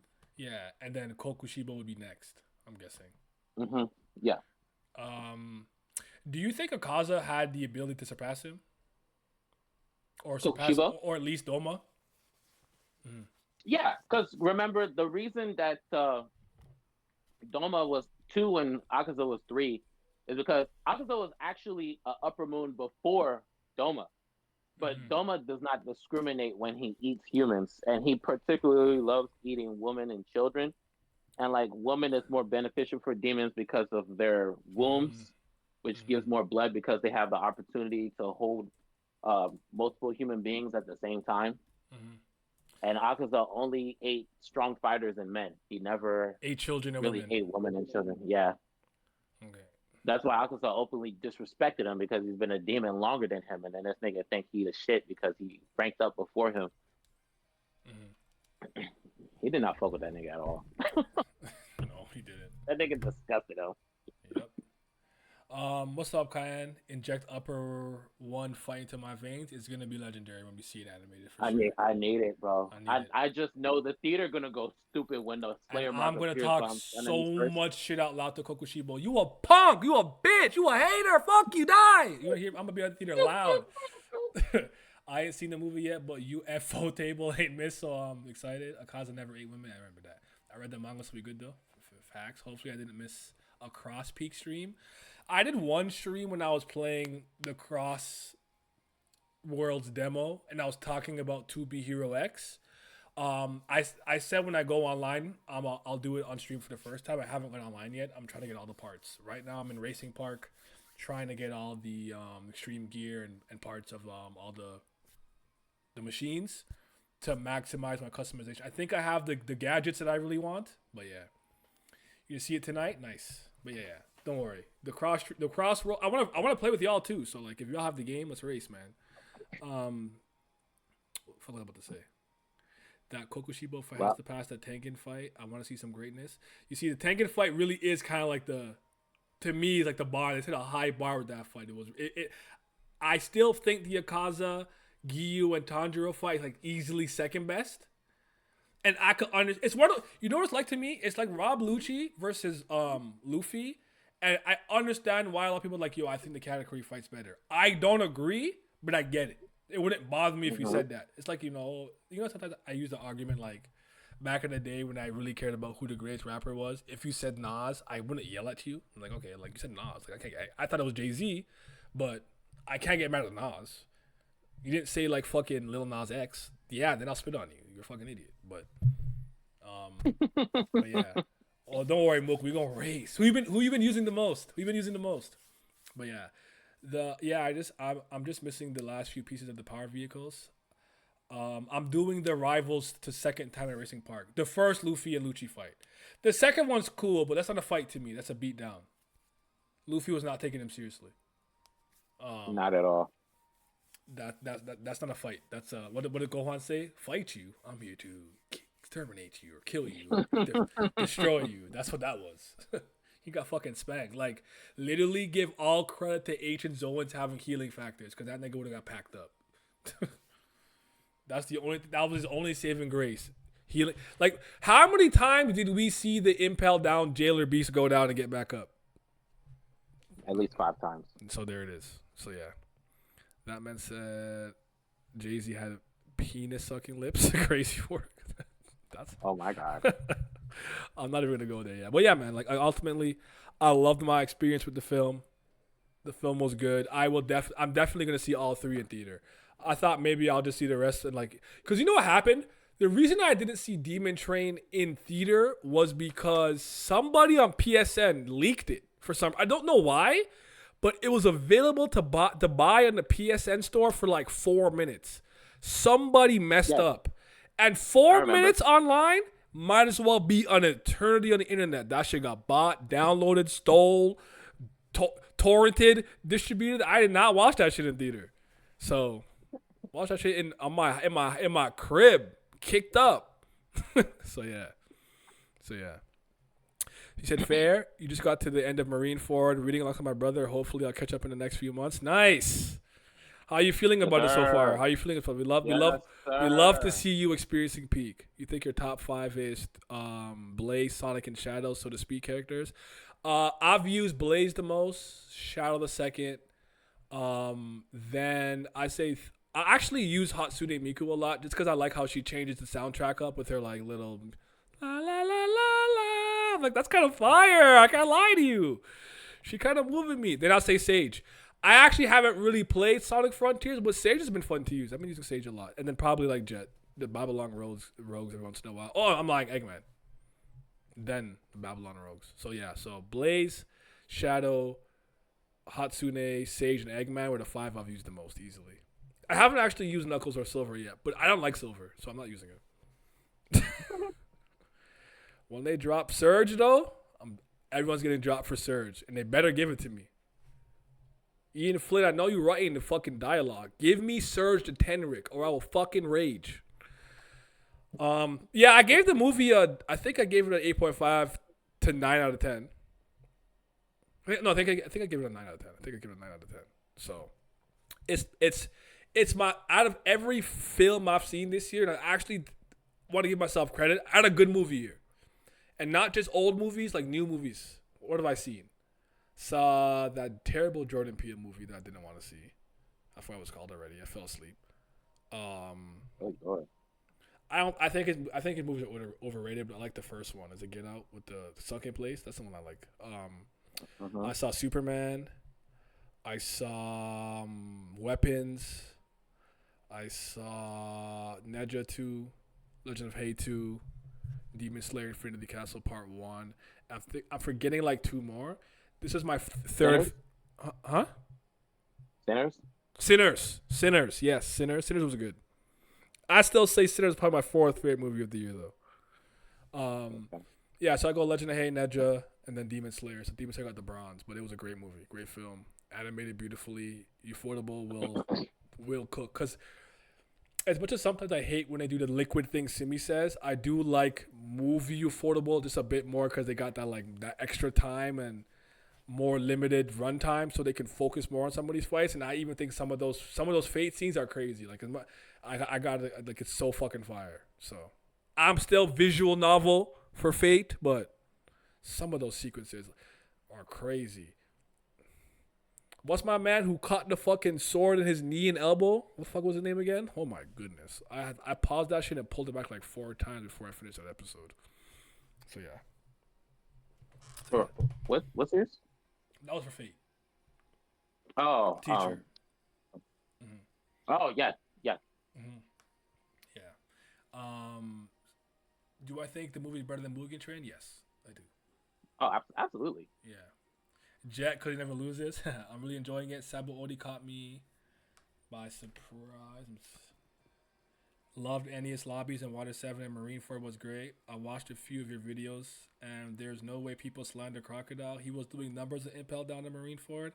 A lot has changed, but there was a point where I was fighting for my life as a Crocodile fan. It was crazy. I was fighting for my life. I've been using Blaze, Sonic, and Miku the most in Cross Peak. I love it. Lovely. Yeah, the teacher. I like Sonic Rush. How could you tell? Same. I love Blaze. Blaze is one of my favorites. Everything about the Miku collab is fire. My girl Atoria got done dirty by a high school teacher. I'm curious why you don't like Silver. It's a personality or what? You're a Trunks comp and you got no sauce. I hate him. Do you know what sauce Trunks has? Trunks is my boy. I'm like, Silver, you're obviously like Trunks inspired. I just hate him. He's fucking whiny, little bitch. He ugly. I got psychic powers. I don't know. Honestly, I'm playing it up right now. He's just never moved me. Just one of those. I just don't care for him. I don't care for him. I don't like him. I just don't. Walmart Trunks is funny. But yeah, My Kokushibo take. go ahead. My Kokushibo take. Oh yes, Yes. yes. Show me. Tell me the nuance. Show me. Yes. Mm-hmm. So initially, like, I didn't really think much of him. I just thought like he was just a nigga that was raw as a demon, and then like as a human, I had like a low opinion of him because I was like, bro, you let yourself turn into a demon just because you couldn't keep up with your brother. But now I understand, like, as someone who was the twin of somebody so freakishly talented, Mm-hmm. I get like the way he was messed up because remember in the beginning, like Yorichi was thought to be weak when he was young, and Mm-hmm. like he was constantly like clinging to the mom, and then over time the mom succumbed to whatever illness she was suffering from, and he Mm-hmm. found out that he was actually supporting her, like her weight while she was walking, Mm-hmm. and then Yorichi left because he knew that he was going to be the one to take over the estate afterwards if he had stayed because they realized he was actually super talented, and then it made him have like a life of mediocrity. And what you called? I liked from the initial backstory we get of him, we see his perspective of like how he's like jealous of him and he has all the things that he really wants. Uh, but then when we get Yorichi's backstory, like I wasn't really paying attention the first time, but he Mm-hmm. was talking about like Kokushibo when he was a human. I keep forgetting what his name was as a human, but he I'll was look it up while you saying talk. like, yeah, he was talking about like how he was actually like a really kind person, and like there was some stuff from his backstory that we didn't see in Yorichi's backstory, where he was like he would constantly try to communicate with his brother, and then Michikatsu. Ichikatsu. There we go. Yeah. Yes, Ichikatsu would constantly try to like hang out with Yorichi, and then when he got caught, that's when he got beat, and then he gave him the flute because what you called Yorichi didn't have anything, and he thought he was deaf and mute. Mm-hmm. No, he thought he was mute, so he gave him the flute to call for him if he needed something, but really he could speak. And then he was like, that was the best treasure that he had ever gotten. And then Yorichi was talking to like Tanjiro's ancestor, saying like how he failed his brother, he failed his wife, he failed the Demon Slayer Corps. And I was like, actually, Actually. Tokushibo kind of did get failed by Yorichi because even though like he met him afterwards when he had become a demon, like you remember he cut him in half, but he kept the flute Yes, he did. after the fact. Yes. So Mm-hmm. I feel like if Yorichi had just committed more time to staying with Michikatsu when they were alive, then he probably wouldn't have descended into becoming a demon because he didn't read like the full scope of like the kind of life Michikatsu wanted to live. Because that nigga gave up everything for the Demon Slayer Corps. He gave up his wife, his children. Um, shit. At the end, he gave up being a human because he was constantly trying to chase after Yorichi and what he was capable of. And Mm-hmm. then at the end, Yorichi kind of abandoned him. Okay. So you, I can kind of understand that viewpoint in some way, shape, or form, but I still think he was. It's a. I know it's more complicated than I make it seem, but I still think he's a hater. Yeah, Mm-hmm. but I'm just saying, like, it's not entirely his fault. Mm-hmm. Yeah. Okay. You and your nuance. Fair enough. Fair enough. Fair enough. He's still getting cooked. I mean, he's not my guy or anything. I just think he's raw. He gave us a good fight. He did give us a good fight. He took out he took out a lot of them, and for the ones that survived, they came into that Muzan fight with 40 HP. Yeah. Mm-hmm. Yeah. Oh my God, they were struggling bad. Mm-hmm. Yeah. So yeah. But all right. Do we have any any indication of when the next one's gonna come out? Are they already working on it? Is it like that's like, do we know, like, because my guess was probably early 2027. Yes, most likely early 2027. If we're Mm-hmm. going off the timeline of the Heaven's Feel movies, where the first movie dropped in 2019, and then the second, no, was it 2017? The first movie dropped in 2017, and then the second movie dropped in 2019.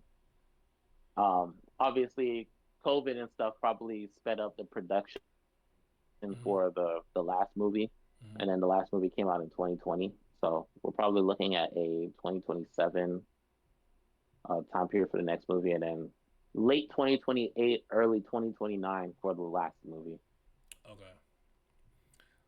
Would you have preferred it to be in anime form, or you're cool with the movie form? Yeah, movies is fine. No, some people I know, they're upset because they're like, they kind of want. It's not like they want to be done with Demon Slayer. It's more so like, now I gotta really like extends it by like 5 more years for like the only like the last arc, you know. So some people kind of like, oh, but you just kind of Ah, hurry it boo up. hoo. Tough luck, nigga. You're Hmm. gonna sit your ass in that theater and enjoy the animation. So shut up. There it is, and there it is. Niggas just complaining because they don't Mhm. want to wait. Like, are you a child? Yeah, they are. I'm with you, by the way, chat. I don't respect Muzan either, but with Kokushibo, with me, it's personal because my brother is kind of like that. That's kind of why it bothers me a lot more because of Okay. my, like, for me it's more personal. Um, and I'm always been willing to admit that. That's why he rubs me the wrong way to have like, I'm not doing anything wrong. I'm just here living my life. In a lot of ways, at some points, I actually looked up to you, and you're just in secret, just hating, just angry, hating, seething. You guys heard my story in 2020. If you didn't, you didn't. I'm not gonna rehash it here. But yeah, like that's why like Kokushibo, like everything about him, I just want to spit on him. I hate that nigga so much. But yeah. Oh,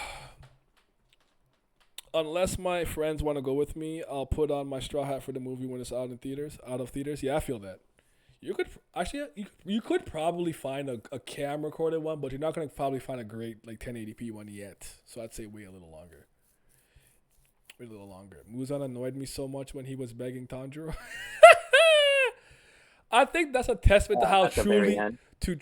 like he's so pathetic. Like that's a testament to how truly pathetic he is. Like, and again, if you want to get nuance, it's like, okay, I get it. You were born sickly, and you were basically from the moment you were born afraid of death. But like, nigga, just die already.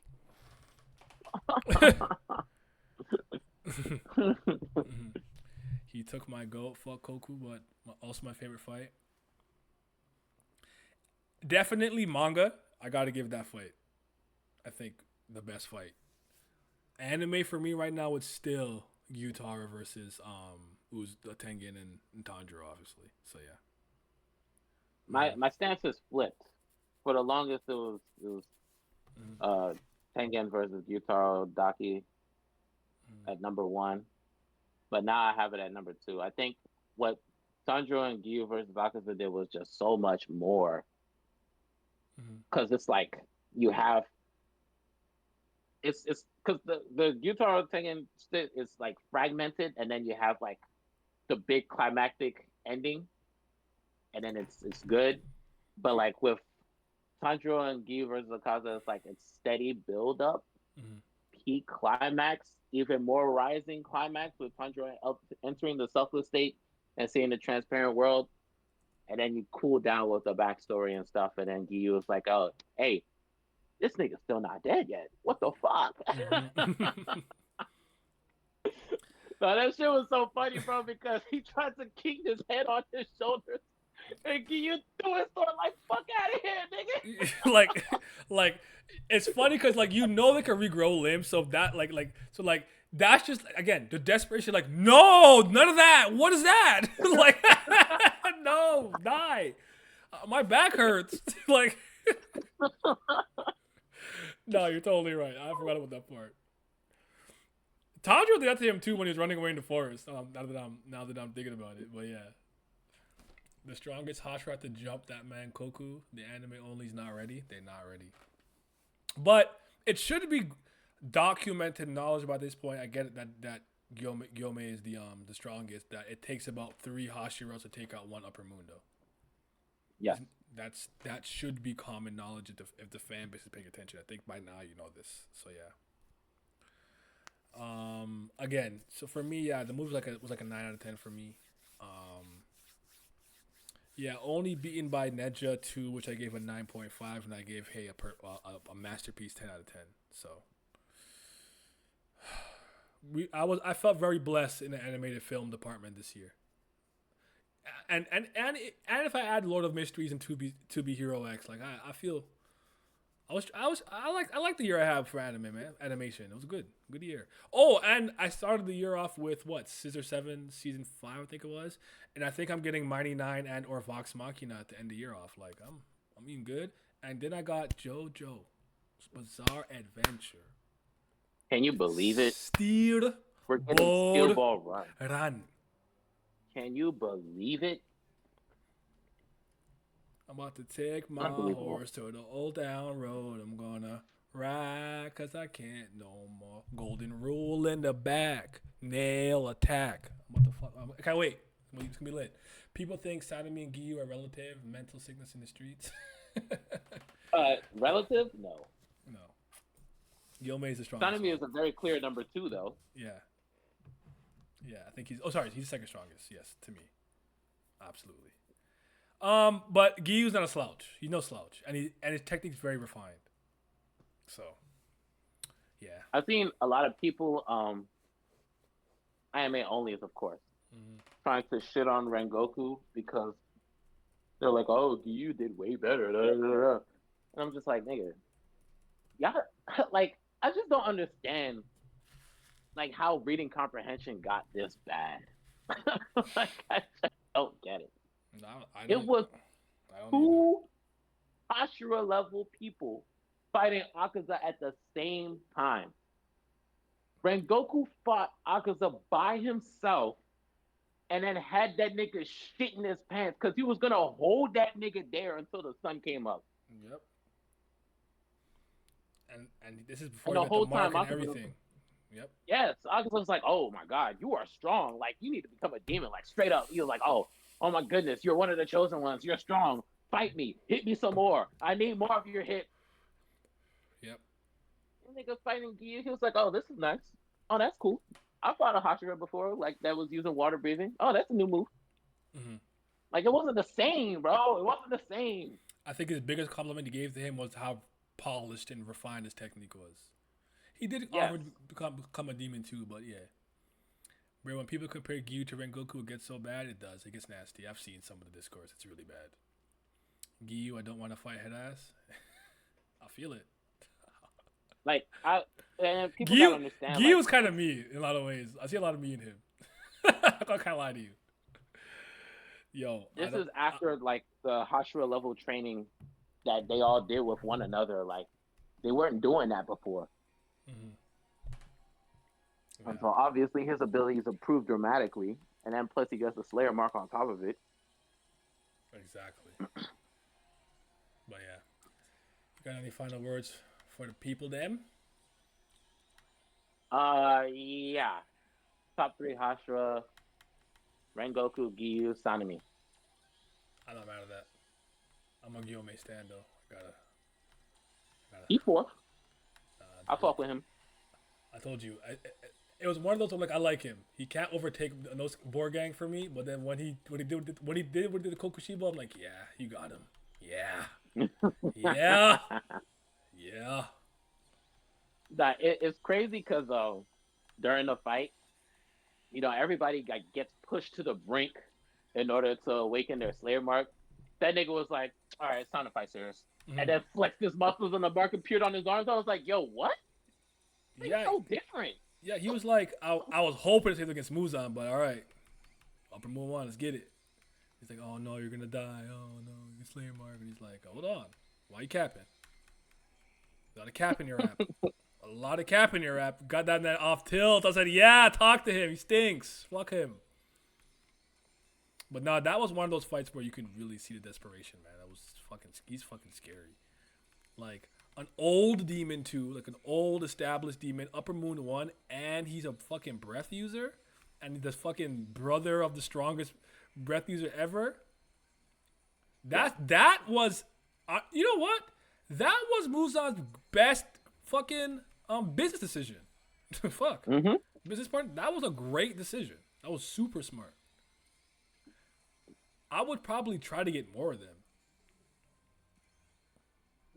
But, Yeah. The whatchamacallit, the manga gave a tidbit that I didn't like read properly the first time. I think probably because it was like a volume extra, because it wasn't in the weekly chapter. But when the Upper Moons give their blood so that they can turn somebody into a demon, they don't actually have the power to turn somebody into a demon. So them donating their blood is, it's a signal to Muzan, and then Muzan decides if he wants to allow them to become a demon or not. So that's why he always says, "Let's see if that man will accept you." Okay, that makes sense. Actually made sense of that line. Okay. Nice. Out of my way, Jet. Yes, sir. Koku did Muichiro so dirty he did. He was one of Satan's greatest soldiers. Damn. Yep. That shit makes me so sad, bro. He's just a kid. Yeah. That's gonna be extra sad. Cut that nigga in half. Like, he's literally just a child. He'll pay for doing that to my boy Muchiro. Yeah, he does end up paying. And rest in peace, little bro, too. That shit gets me every time, man. He said, "God, please don't take my brother." I'm like, no. The tears. Yeah, I was bawling when I read that. You have to really be good at getting, and it's funny because I didn't really care about it. I'm like, that's a testament to how good it was. Like, I find like emotional scenes hit me harder when they're animated well, not so much when I'm reading it. Cause like one of the only other times I remember really like, damn, this hit me bad was the Gray Man, Miranda, when the level 4 Akuma came. Remember, she can like stop time, and she was trying to hold it because everybody on the ship was already dead. There's nothing they could do about it. And I'm like, damn, bro, I feel the tears, man. Yeah. Robin, I want to live. Tears. What fucking Niagara Falls. So, yeah. But all right. Actually, before I go, you play a little bit of the demo. How did you feel with the demo? I know the demo only has 4 characters in the 1 Grand Prix. I got so good at that Grand Prix. I've not lost on any of those levels ever because I played them so much. Some of the other levels and courses are really good though. Yo, I feel like this is one of the racing games I've played where no map shows up where I'm like, oh, this fucking one. Like I like every level. They cooked with Crossroads, man. I'm very impressed. Yeah. The only thing I have to compare it to really is Mario Kart. I definitely feel like this is a harder game. It is. It is. The handling of the carts is a lot more difficult. Like, you have to be intentional beforehand. Like, I'm used to like just making my drifts as the curve happens, but like with Sonic, you need to have some foresight for like how long you're gonna hold it. You have to commit, but just do know this, because this is something that's been consistent with Sonic racing games since I believe Sega Racing All Stars Transformed. If you let go of the drift button and re-press it quickly, you can re-angle yourself the other direction without losing any of your drift or using it. So you can kind of snake back and forth. It's a little hard to get used to because most racing games don't really do that. I think maybe Crash Team Racing, if I remember correctly, kind of does that. But Mario Kart is like one of those, it's easy to learn, quote unquote, hard to master if you want to know all the intricacies and all the hidden stats and how to use every item at its maximum efficiency and everything like that. Like, it's a little more nuanced in that sense, though I don't think Mario Kart's a hard game in any capacity. Sonic racing games have always been a lot more difficult. Like, Sonic Riders to me is still the best one. And that game almost teaches you nothing about the game. But when you get really good at it, you feel very accomplished because you got to learn a lot with the speed, flying, power types, different vehicles, how to use all the shortcuts, grinding and stuff, using the flying gates, turbulence, doing tricks, everything. So yeah, this is hard. This is hard to just pick up and play. You're crashing. Even me, I was crashing into the walls of my drifts and all kinds of shit at first. I'm like, what the fuck am I doing, bro? Yeah, it took me like 3 races before I finally got first place. I was like, shit, am I But trash? but also I would say try messing with your turning sensitivity. I turned mine to 7. That works for me, and change the camera to dynamic. It makes it look faster, and also I find the screen turns better with the turns you have to do, so you can kind of see ahead a little bit better. So yeah. Okay. Well, I have some of that, and I'm like, ugh, time trial made me hate Kraken Bay. You be cooking your friends in Mario Kart? I cook my friends in Mario Kart too, but Mario Kart World, like when I first played it a few times at my cousin's and my friend's house, I was enjoying it. It's not a bad game. It's Mario Kart. It's fine. I just like I don't feel like they pushed it to its next logical extreme. It's a very safe game. I think it's kind of boring, honestly, and I don't like that they took away customization. They went backwards. My favorite part about this game is player expression.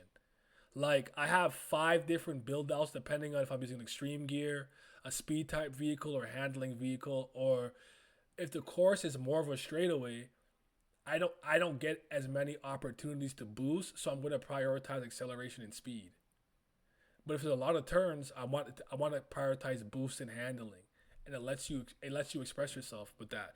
I know the demo locks it to 3 gadgets and gears you can use. When you have all 6 slots, you can really get nutty with it. Like for like one of mine, I just have drift boost 1 faster, drift boost 2 faster, I think 3 faster, and then ultimate charge. Ultimate charge gives you a level 4 boost where you're actually invincible for about 3 seconds while you're boosting, and you could use that to make sure items don't hurt you. But boost type vehicles, when they get hit, you lose all your momentum. So it's the highest risk reward. So you gotta again, it's all about just experimenting and finding out what customization of machine works for you. Because I find if I'm like front running a lot, I like to have quick recovery and defensive item chance up. So I get like the shield and the tornado and things that help me defend myself because I'm in first. Yeah, that's one thing I did not like, is that on the final lap, the items are too close to the end, like the finish line. I'm with So like you. if I'm in front, I'm like, bro, I was in first place like the whole fucking race, and then all of a sudden I'm getting blam, bow, bow, bow, bow, one after another. I'm like, what about second and third? Why they not getting hit by shit? Facts. It's a bit of a learning curve for that too, where like I think I've always been lucky that I play kart racing games naturally defensively. Like I rely on my driving skills to pass people more than I rely on items. So I usually always have something in the tuck. And I did learn you can throw shit backwards to stop stuff. Like you can actually stop the buzz saw with the punching gloves or the spike glove, the spike ball. You have to time it properly. You can't just throw it back randomly. You got to time it properly. And I find looking back to see when it's coming also helps a lot. And also the boost wisps can help you escape the warp, the items that like appear above you, and it drops like the ham, like the waste that like flatten you, or like the goo that makes you like lose your items and you can't see and to like wiggle the stick. If you boost right when that happens, you actually outpace the warp gate and it'll miss you. You just gotta play a bit more and you'll find out way better ways to defend yourself. But quick recovery is one of the most important gadgets in my opinion. It does take up three slots, but you don't lose momentum to the same degree, and you get right back in the race so much faster. But it takes up 3 slots, so you gotta like have your loadouts, and that's what I like about it too. You have loadouts like A, B, C, D, E, so you could preset them and just change them depending on the race and what's going on and how you're racing that day. So yeah. You said you turned yours to 10 sensitivity. Mine's at 7. I'm always maxed out acceleration because I set them items to the most aggressive settings, so you will get hit eventually. A matter of when, not if. I always tell I don't set my items too aggressive. I leave them normal. I think Mario Kart's already chaotic enough, especially now with 24 racers. I'm not a huge fan of the item play in any racing game to that degree. My favorite is kind of Diddy Kong Racing because I think it takes way more skill to use with Diddy Kong Racing, and I like games that prioritize how well you drive, not what item you had in the last quarter lap, if you will.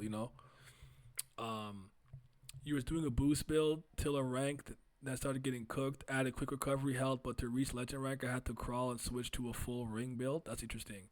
You could hit the bus out with a punch. I've done it with the red glove, the green glove, the spike ball. I think I've done it with the bomb when the bomb is really big, when you like hold it for long enough. But don't quote me on the last one. I could have been like misinterpreting what I'm seeing. When you get the triple shells, I always shoot it at the guy ahead of me. When I pass them, I send another one behind me.